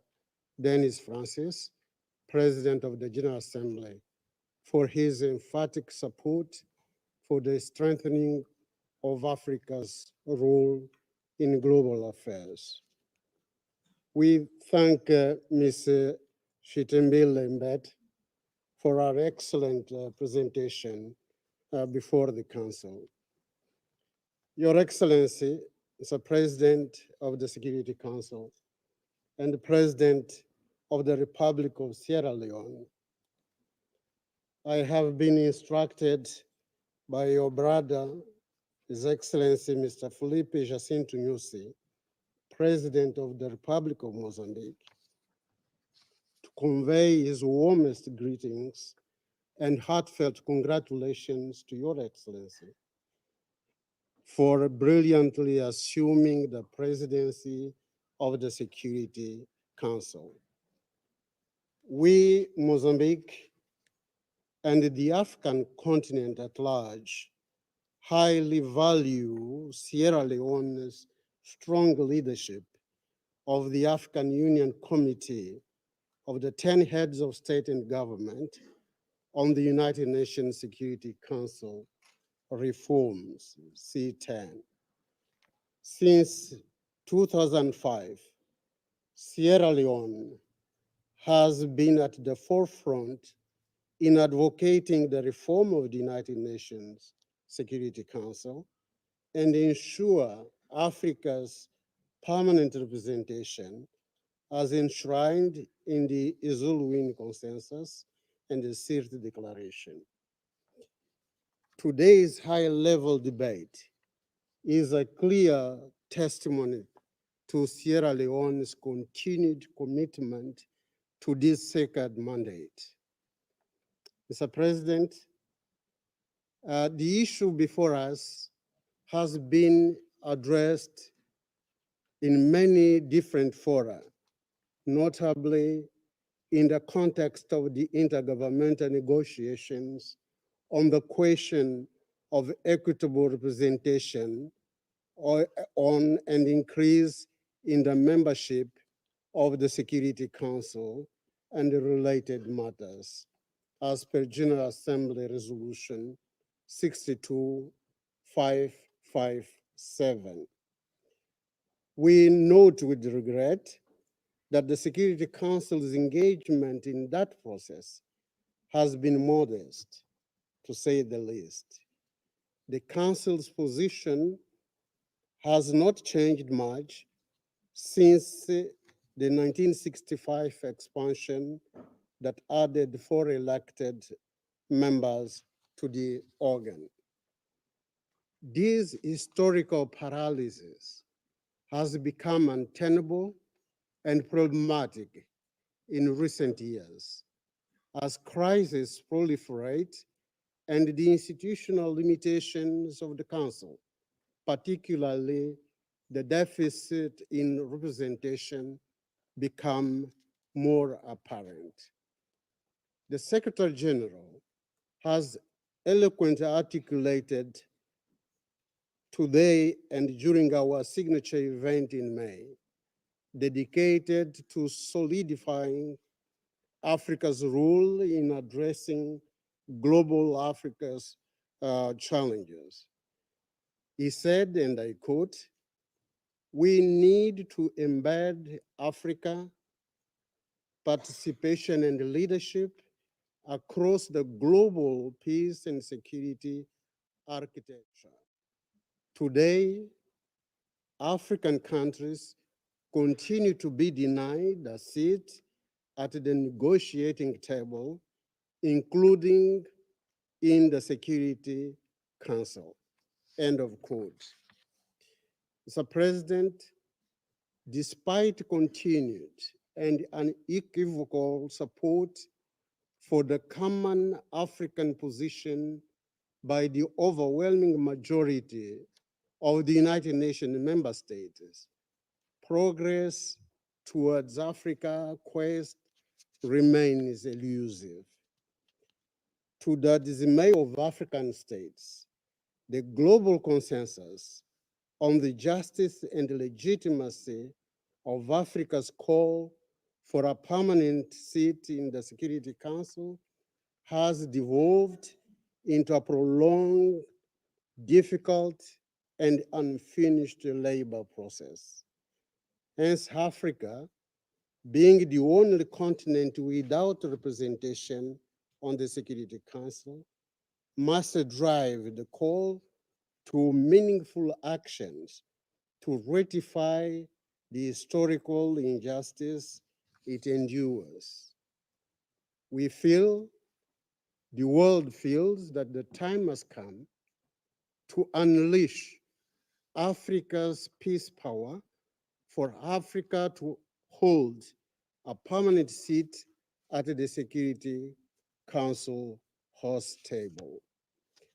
Mr. President, Mozambique embraces today's discussion as it echoes the call this Council has made in the presidential statement issued during our presidency in May, which states inter alia, and I quote, "The Security Council expresses support for progress in enhancing the role and representation of African states in global governance and decision-making processes."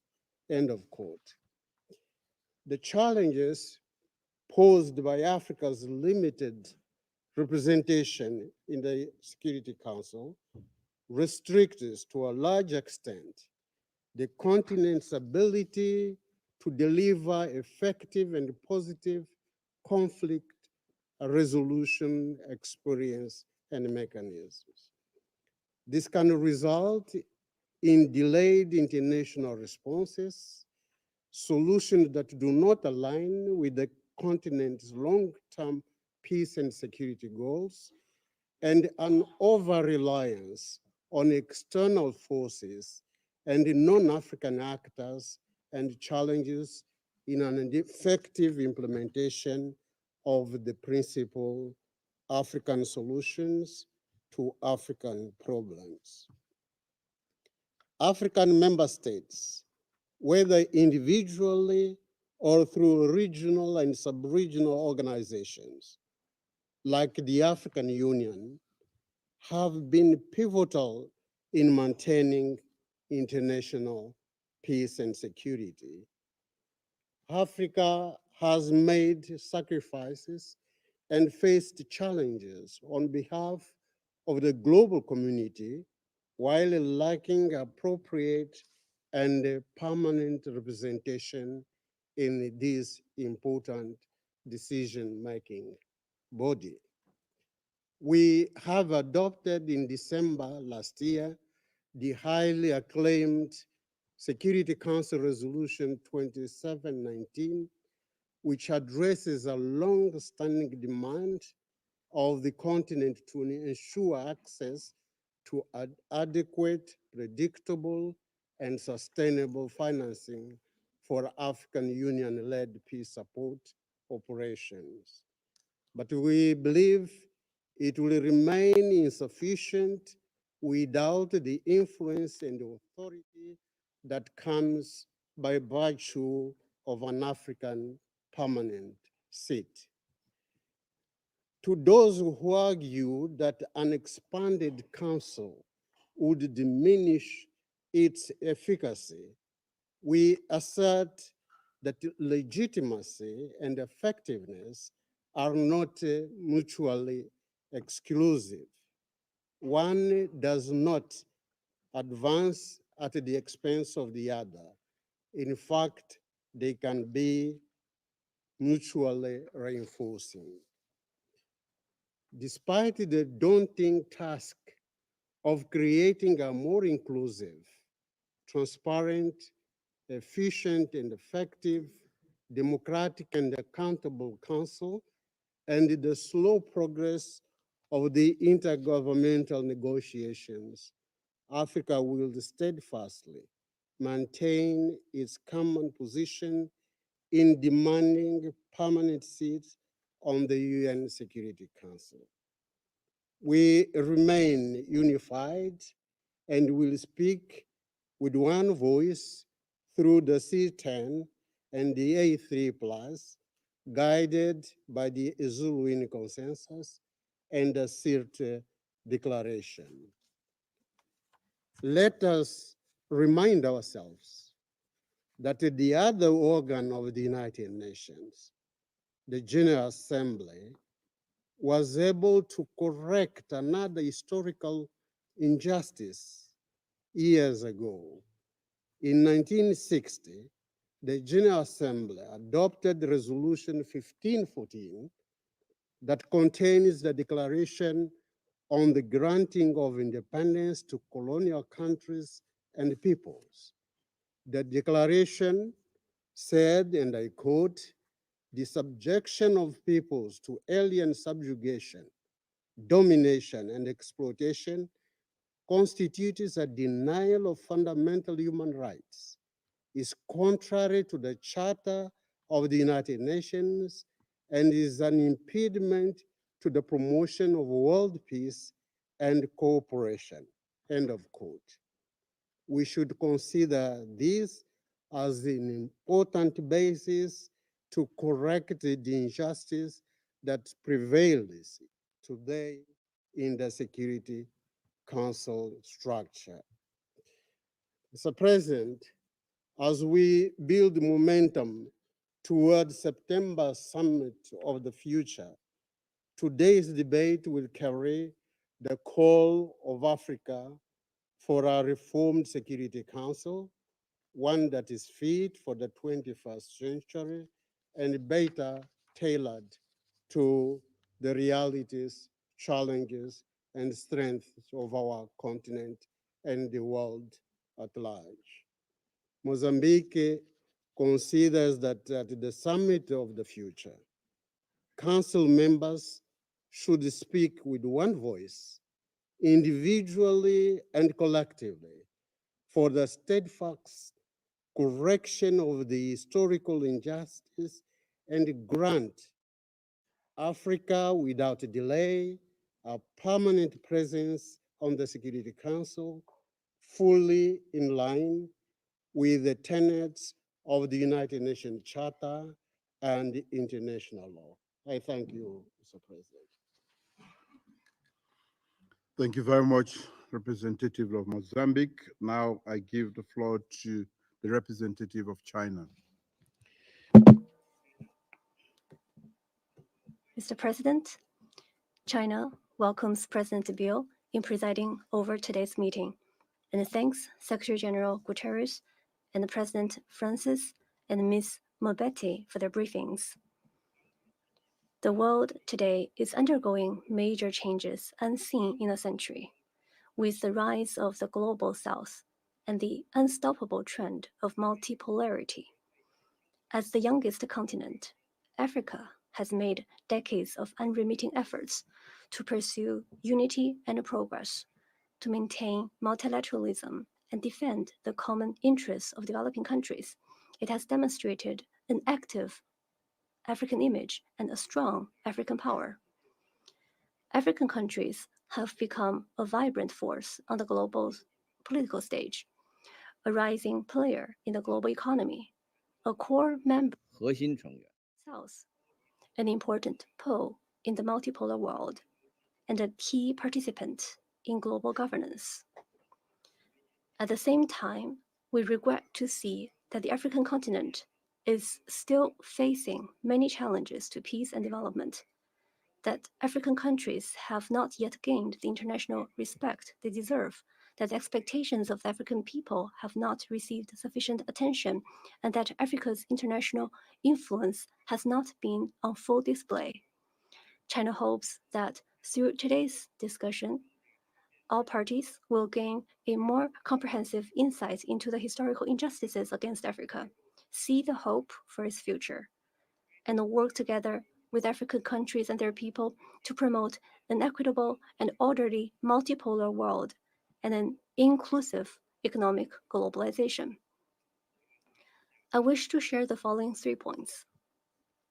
First, the historical injustices endured by Africa are a huge moral scar on humanity and a heavy issue that the international community must face today. Historically, Western countries have imposed hundreds of years of brutal colonial rule and blatant racial discrimination on Africa. They carried out the inhumane slave trade and plundered resources, depriving the African people of the natural rights and the dignity they deserve, artificially interrupting the historical process of Africa's development and plunging African countries into a long period of suffering and disaster. This is the root cause of all historical injustices in Africa. Even to this day, some Western countries still cling to the colonialist mindset with a self-righteous attitude on African issues. They interfere in the internal affairs of African countries by using financial, legal, sanction-based, and even military means, and exercise unscrupulous oppression and control over African countries in the areas of currency, energy, minerals, and national defense. To rectify the historical injustices against Africa, we must first and foremost unequivocally oppose the legacy of colonialism and all kinds of hegemonic practices. Western countries should truly shoulder their historical responsibilities, change course, stop such wrong practices as external interference and exerting pressure through sanctions, and return the future of Africa to the hands of the African people. Second, the redress of historical injustices against Africa must be both holistic and focused. It's important to recognize that these injustices are systemic and structural in nature, involving various political, economic, scientific, and technological areas, and manifest themselves in various aspects of rights, opportunities, and rules. This is an undeniable fact and an issue of great urgency. China believes that the primary task is to support African countries on the path of sustainable development as the foundation of lasting peace. When we look at the hotspot issues in Africa on the Council's agenda, poverty and underdevelopment are often common denominators. The international community should promote and implement the UN 2030 agenda together with AU's Agenda 2063 and support Africa in its industrialization and modernization, and their better participation in the international division of labor so that they can share the dividends of economic globalization and break the vicious cycle of poverty and instability. Third, to rectify the historical injustices against Africa, the fundamental task is to accelerate the overhaul of the multilateral governance architecture and to enhance Africa's representation and voice. Security Council reform is part of that overhaul. Based on the common interests of the entire continent, Africa has formed a common position through the Azovini Consensus, which reflects the justice and legitimacy of Africa's demand for reform and enjoys a unique moral advantage. This is fundamentally different from the practice of a few countries and interest groups who pursue their own selfish and small circle interests when it comes to council reform. African countries' desire to be treated as a special case and a priority deserves the attention and support of the international community. China has taken the lead in its favorable response and explicit support for this request. We are pleased to note that such request has been included in Security Council reform-related text in the Pact for the Future and the IGN co-chairs elements paper, and that Africa's demand is gaining greater understanding, recognition, and support. The reform of the financial architecture is another important area of multilateral governance reform. The current international financial system is unfavorable to developing countries in terms of investment and financing, credit ratings, and economic and technical assistance. It imposes many additional conditions, which severely hampers the development and revitalization of African countries. The irresponsible monetary policies of some major economies have had serious spillover effects, repeatedly reaping the hard-won development gains of developing countries. Such a system is unsustainable and must be reformed and improved as soon as possible. Secretary General Guterres and the Global South have made a strong appeal to the international community to take the Pact for the Future as an opportunity to launch truly ambitious initiatives and push for substantial steps of reform. Mr. President, China and Africa are good friends, good partners, and good brothers who are sincere and friendly, based on mutual assistance and joint development. Since the founding of the new China, firmly supportive of African countries' just struggle for independence and national liberation, and a development path for Africa in line with its conditions. Since the reform and opening up of China, we have vigorously promoted mutually beneficial cooperation. In recent years, we have upheld President Xi Jinping's philosophy of true and sincere cooperation with Africa, and the principle of pursuing the greater good and shared interests, and have fast-tracked the construction of the China-Africa Community of Shared Future. Under the framework of the Forum on China-Africa Cooperation, we have carried out all-round, multifaceted cooperation in infrastructure, trade, energy, health, digital economy, people and cultural exchanges, and other areas, benefiting the entire African continent. Early next month, the Forum will hold its summit in Beijing. China is ready to work with Africa based on our friendship and cooperation to jointly build a high-level China-Africa community of shared future. China is also willing to work with international partners to sincerely help Africa develop and revitalize itself, support Africa with concrete actions to address historical injustices, promote a more just and rational new international political economic order, and truly enhance Africa's representation, voice, and decision-making in the multilateral governance system. Thank you, President.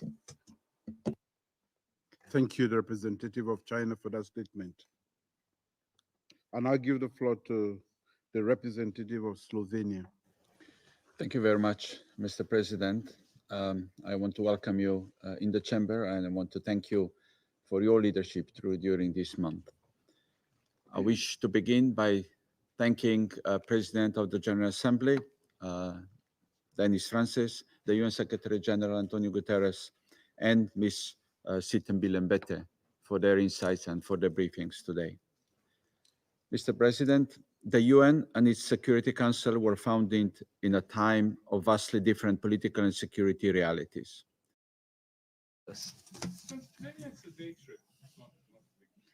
Yeah.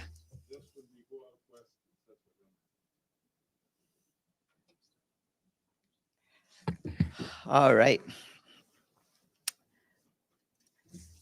So, Maggie, you were expecting me to issue something. You commanded me issue something. Well, here's.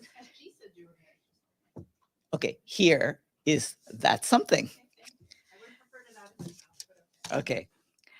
Good afternoon, everyone. The Secretary General condemns the continued loss of life in Gaza, including women and children, as we witness yet another devastating strike by Israel on the Al-Tabayin school in Gaza City, sheltering hundreds of displaced Palestinian families with scores of fatalities amidst continued horror, displacement, and suffering in Gaza.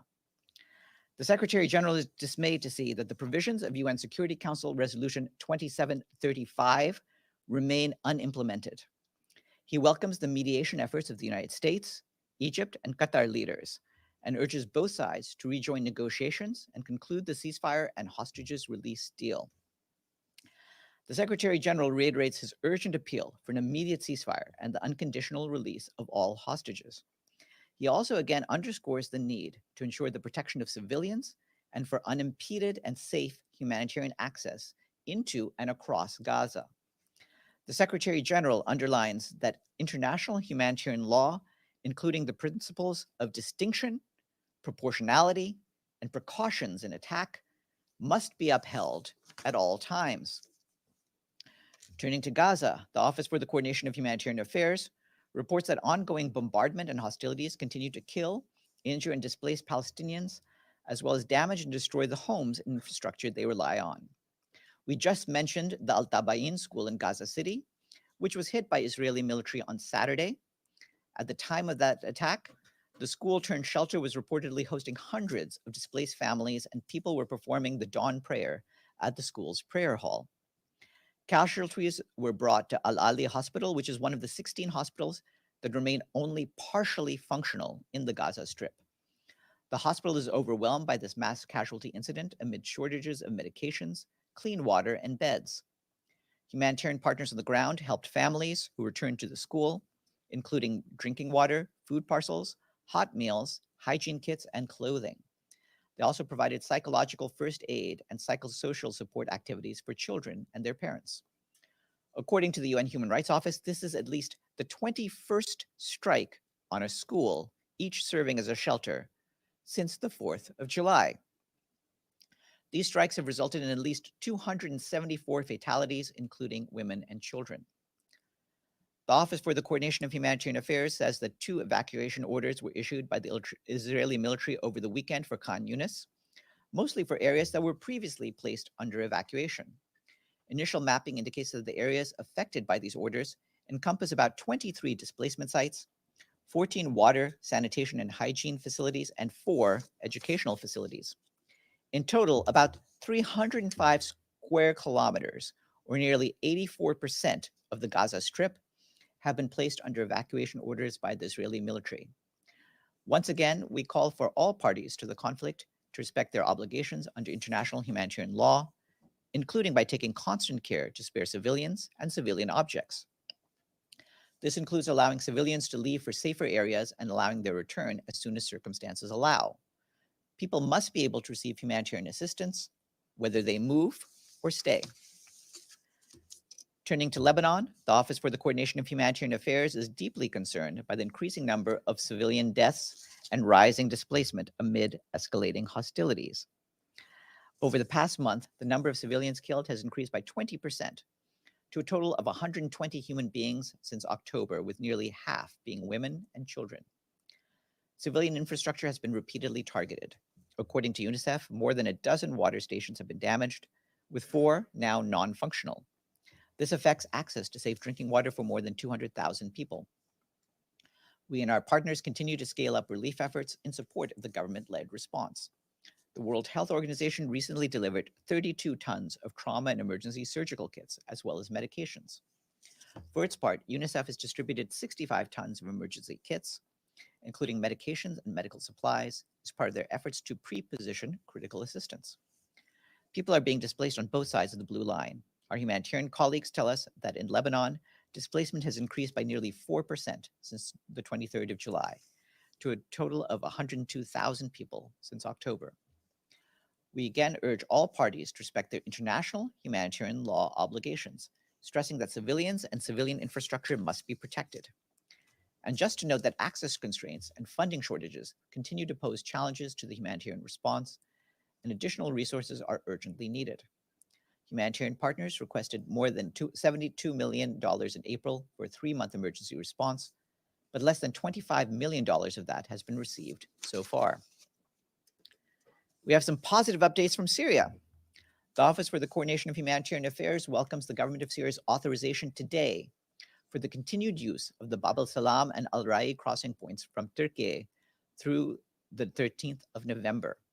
This means that our agencies can continue delivering humanitarian assistance to people in need in northwest Syria.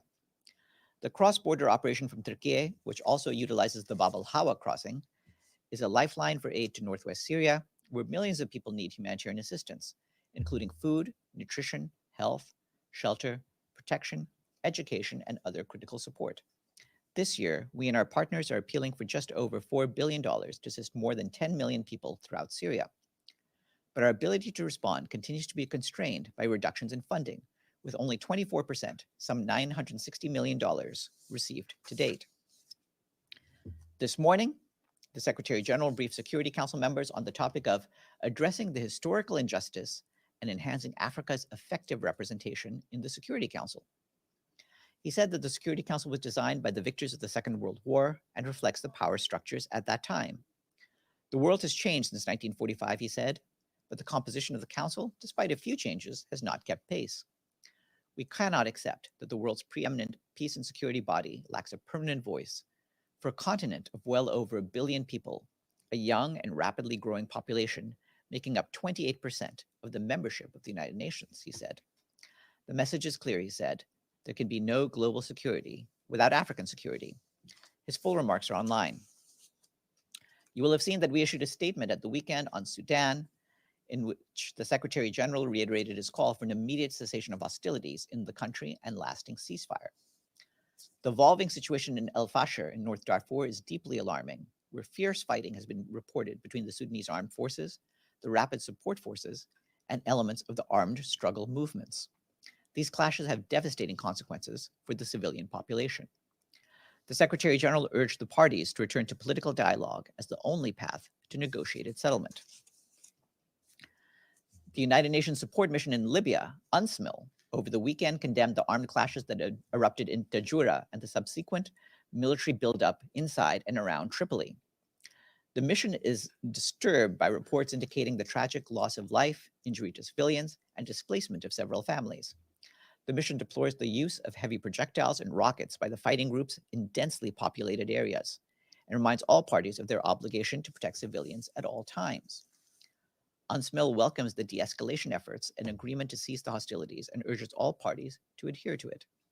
The mission is in continuous engagement with the authorities and urges them to fulfill their responsibilities by ensuring an end to the armed clashes, restoring calm in residential areas, and holding the perpetrators accountable. Our peacekeeping colleagues from the UN mission in the Democratic Republic of the Congo, MONUSCO, report that they have dismantled a militia camp set up by Codeco elements in a school in Fataki in Ituri province.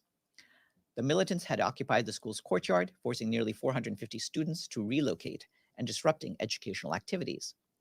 MONUSCO, along with local leaders, engaged in negotiations with the militia to vacate the school, emphasizing the importance of preserving such protected public spaces. Ultimately, negotiations led to the removal of the armed group, allowing the students to return to their school for the upcoming academic year. Turning to Myanmar, we condemn in the strongest terms the escalation of violence that has led to heavy civilian casualties in the country in recent weeks. We have also heard alarming reports of civilians being killed in the towns of Mong Dao in Shan State and Lashio in Rakhine State while attempting to flee fighting. These incidents are part of a deeply concerning trend in the intensifying conflict, with civilians bearing the brunt of a conflict that has upended millions of lives.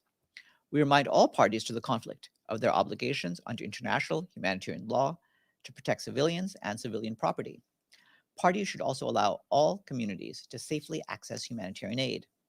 Amid the worsening situation, 18.6 million people require humanitarian assistance, 6 million of them children.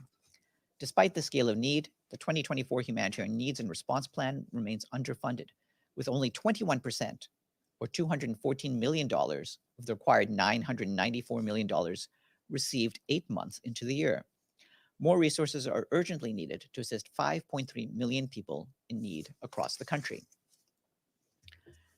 Turning to Ukraine, the Office for the Coordination of Humanitarian Affairs tells us that hostilities continue in the frontline regions, with the focus shifting from the Kharkiv to the Donetsk region. Our humanitarian colleagues say that aid workers continue to support people fleeing hostilities and help residents affected by deadly attacks. In the Donetsk region, aid workers provided emergency support to residents affected by recent strikes. They delivered water, hygiene items, and repair materials to cover the damaged homes and transported families with children to collective sites in the safer areas of Ukraine. Today is International Youth Day, which celebrates the power and potential of young people. In his message for the day, the Secretary General says that this year's focus is on the pivotal role of youth in harnessing technology to advance sustainable development. And according to a new International Labor Organization report, the global labor market outlook for young people has improved in the last 4 years. But for the youth who do work, the report notes that the lack of progress in gaining decent jobs. Globally, more than half of young workers are in informal employment. There's more information online. And tomorrow, my guest will be Alison Davidian, UN Women's Head of the Afghanistan Country Office, and she will join us from Kabul to discuss UN Women's Afghanistan Gender Country Profile 2024. Are there any questions for me?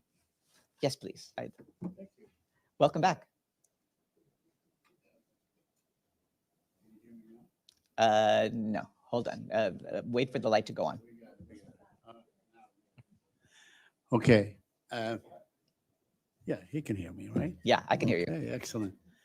I have a very simple question. Does the Secretary General unequivocally and in no uncertain term condemn the bombing of a Tabain school? You may have missed what I said at the very start of the briefing, but what I said is the following.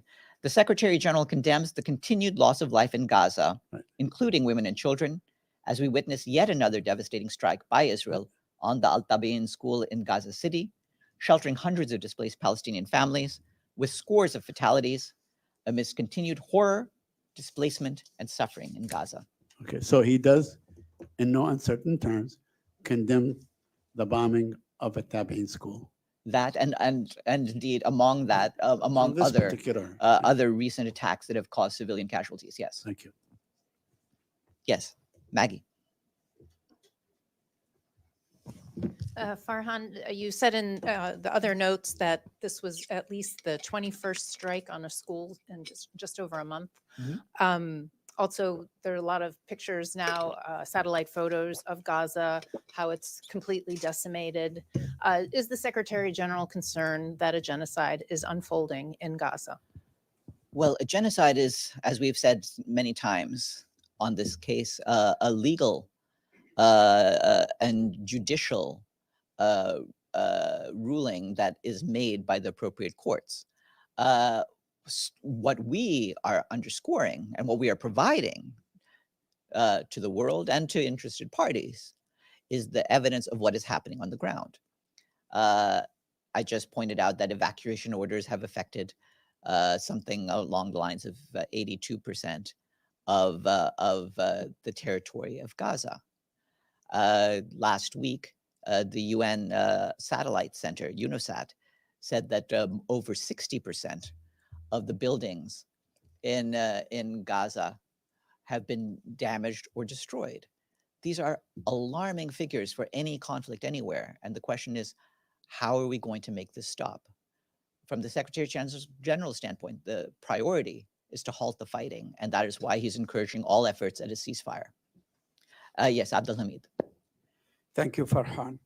Can I conclude from that statement that the Secretary General is condemning Israel for perpetuating this massacre in Tabi'in school, not condemning killing civilian or condemning the loss of life, but condemning Israel? I did mention that this was yet another devastating strike by Israel. So you can make of that what you will. Okay. My second question, the communication minister of Israel said that all those journalists who were killed, which is of over 160, are masked terrorists. What do you say to that? We have continually affirmed the need to respect the rights of the freedom of the press and the rights of journalists to go about their work without any hindrance. And we are against any actions or rhetoric that places their lives at risk. Deji? Yes, couple of questions. First, on the Kursk issue. Today, the Ukrainian President Zelensky confirmed that Ukrainian military forces are operating inside Kursk. I know I asked you this question several times. Now, does the UN have any on-location or on-site team to confirm what happened there? We are not on location in that part of the Russian Federation. What I can say is that we continue to closely monitor developments and reported attacks along the Ukraine-Russia border, including in the Kursk region of the Russian Federation. We reiterate our call for all concerned to act responsibly and ensure the protection of civilians. And we further reiterate the Secretary General's call on all parties to prevent further escalation. Do you agree that this is a counterattack in self-defense? Do I agree what? Is this a counterattack in self-defense of Ukraine? We are accumulating as much information as we can on this. It's hard to determine this, but certainly any fighting into new areas poses the risk of a dangerous escalation, and we oppose that. Yes, Gabriel. Thank you, Farhan. Just to follow up on that, you said you call on all parties to act responsibly. Do you think that it's responsible for one country to cross the internationally recognized borders to invade another country in a time of a conflict in response to themselves being invaded? I think the Secretary General has spoken on this extensively over recent years, and you can just see what he had to say about that. I think it's just if I can, it's just, I know you guys are trying to gather more information on this, but it's pretty clear that Ukraine has sent their military crossing international borders into Russia. So I guess the question is, do you consider that a legitimate response by Ukraine in their own self-defense? This is something, again, we're getting as much information as we can to see both what this action is and how it is being justified. Maggie. Farhan, any updates on who the Secretary General has been calling over the last few days? Has he spoken to anyone in Iran, for instance, to try and calm things down in the Middle East? He's been speaking extensively with a number of people, but I don't have, I'm not at liberty to talk about the various discussions, but certainly he is pushing all of his interlocutors for there to be a de-escalation throughout the region. And just one more on Myanmar, on this recent violence. What is the Special Envoy Julie Bishop doing? We haven't heard anything from her at all. Well, she started with her work as she's going to different countries to coordinate efforts, but we'll try to have her provide you with updates on her work as she goes back into the region itself. Mr. Leblu? Thank you, Farhan. I have three on Bangladesh issue. In the context of institutional reforms, does any speculations of United Nations that how long the interim government of Bangladesh will remain in place to deliver justice, create a functional economy and democracy, and establish the rule of law and transparent and accountable government? We are in touch with the current transitional body, and we hope that there will be continue to be an open, inclusive process of government formation, and that there can be a quick timetable for the restoration of democratic rule. I have another. 3 journalists were killed and many injured during the student movement. Even after Sheikh Hasina, former Prime Minister of Bangladesh, left Bangladesh on August 5, the media and many journalists were attacked.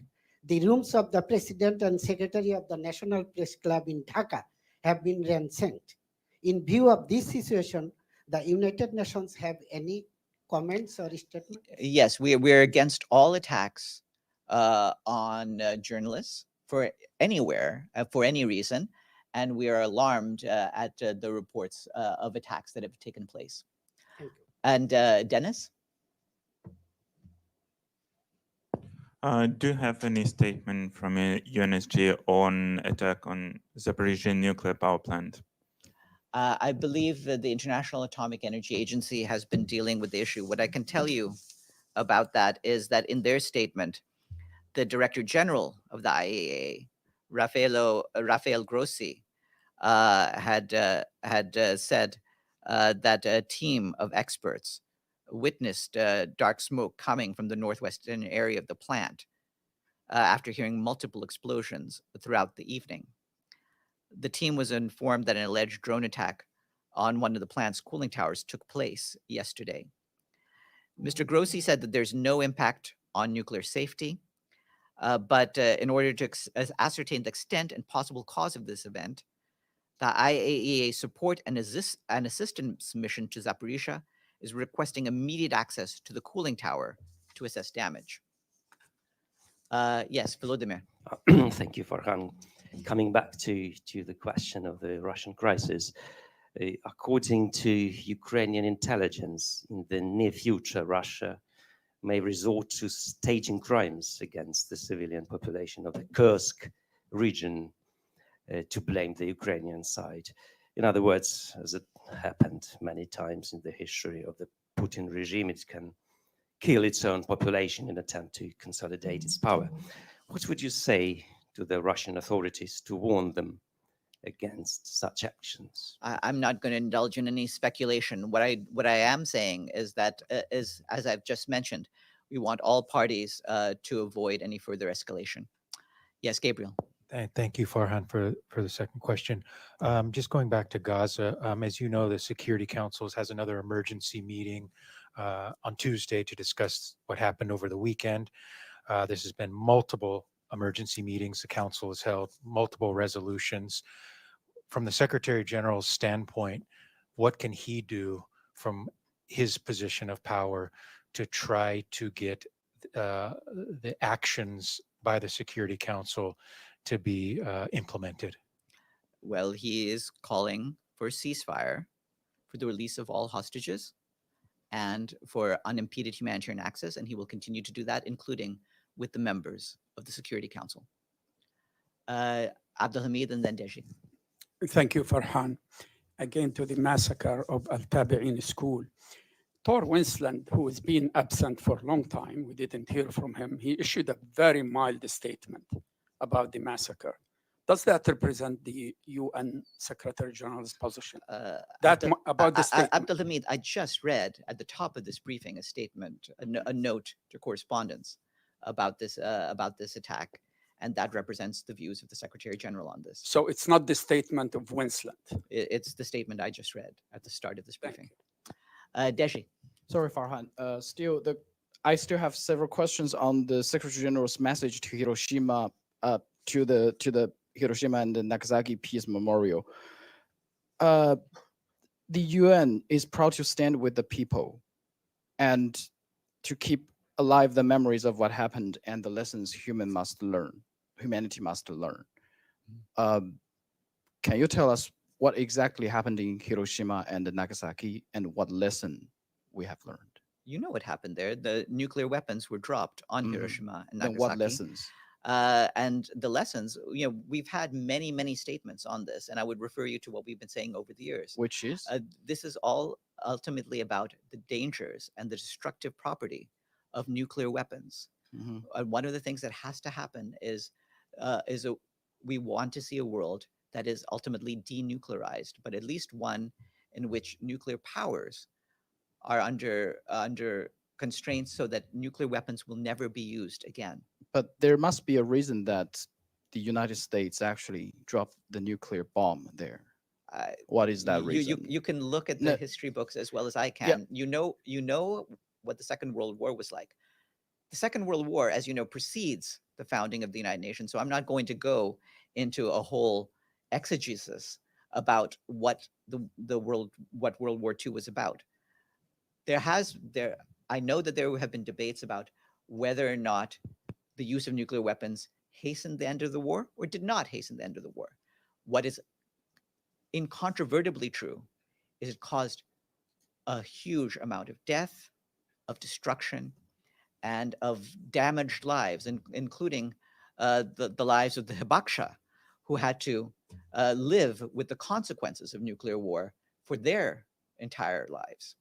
According to Britannica, according to some estimates, no. China suffered for... No, Deji, let me cut you off right there. Yeah. We're not going in to an analysis of World War II. Saeed? Yes, not to relitigate history on this issue, but do you think it was inappropriate for the United States and Britain not to attend the ceremonies just to placate the state of Israel because it was not invited? I understand it's a sovereign decision, but in your view, in the view of the United Nations, was it inappropriate for the country that actually dropped the bomb not to attend the ceremony? I don't have any comment on decisions that are made bilaterally by countries, though that is the right of different countries. The UN was present through our High Representative for Disarmament, Izumi Nakamitsu. Yes, please. Thank you, Farhan. I wonder if you have a new update about Deir ez-Zor. As you know, last week you said the OCHA works got affected because of the latest clashes. So I wonder if OCHA can carry on their work there. We'll try to get an update from OCHA about what's happening in Deir ez-Zor. All right. Good afternoon, everyone.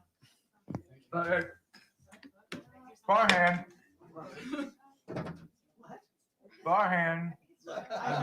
Guys, I look at my phone. I was waving. No. Let me just tell you this. I have a question. If you want to be called on, raise your hand early on so I can see it in my phone. If I raised it several times, Farhan. Could you please? All right. What's your question? I have a question. Yeah. Okay. You can hear me. My question is, in addition to your statement condemning Israel for the attack last Saturday, does the UN and the Secretary General also condemn Hamas for using that school compound and the mosque to hide a command and control center, weaponry, and fighters? I never hear Talking point platform. Violation of international law. Now we pledge with love and loyalty to we sweet mama salute. Now we all put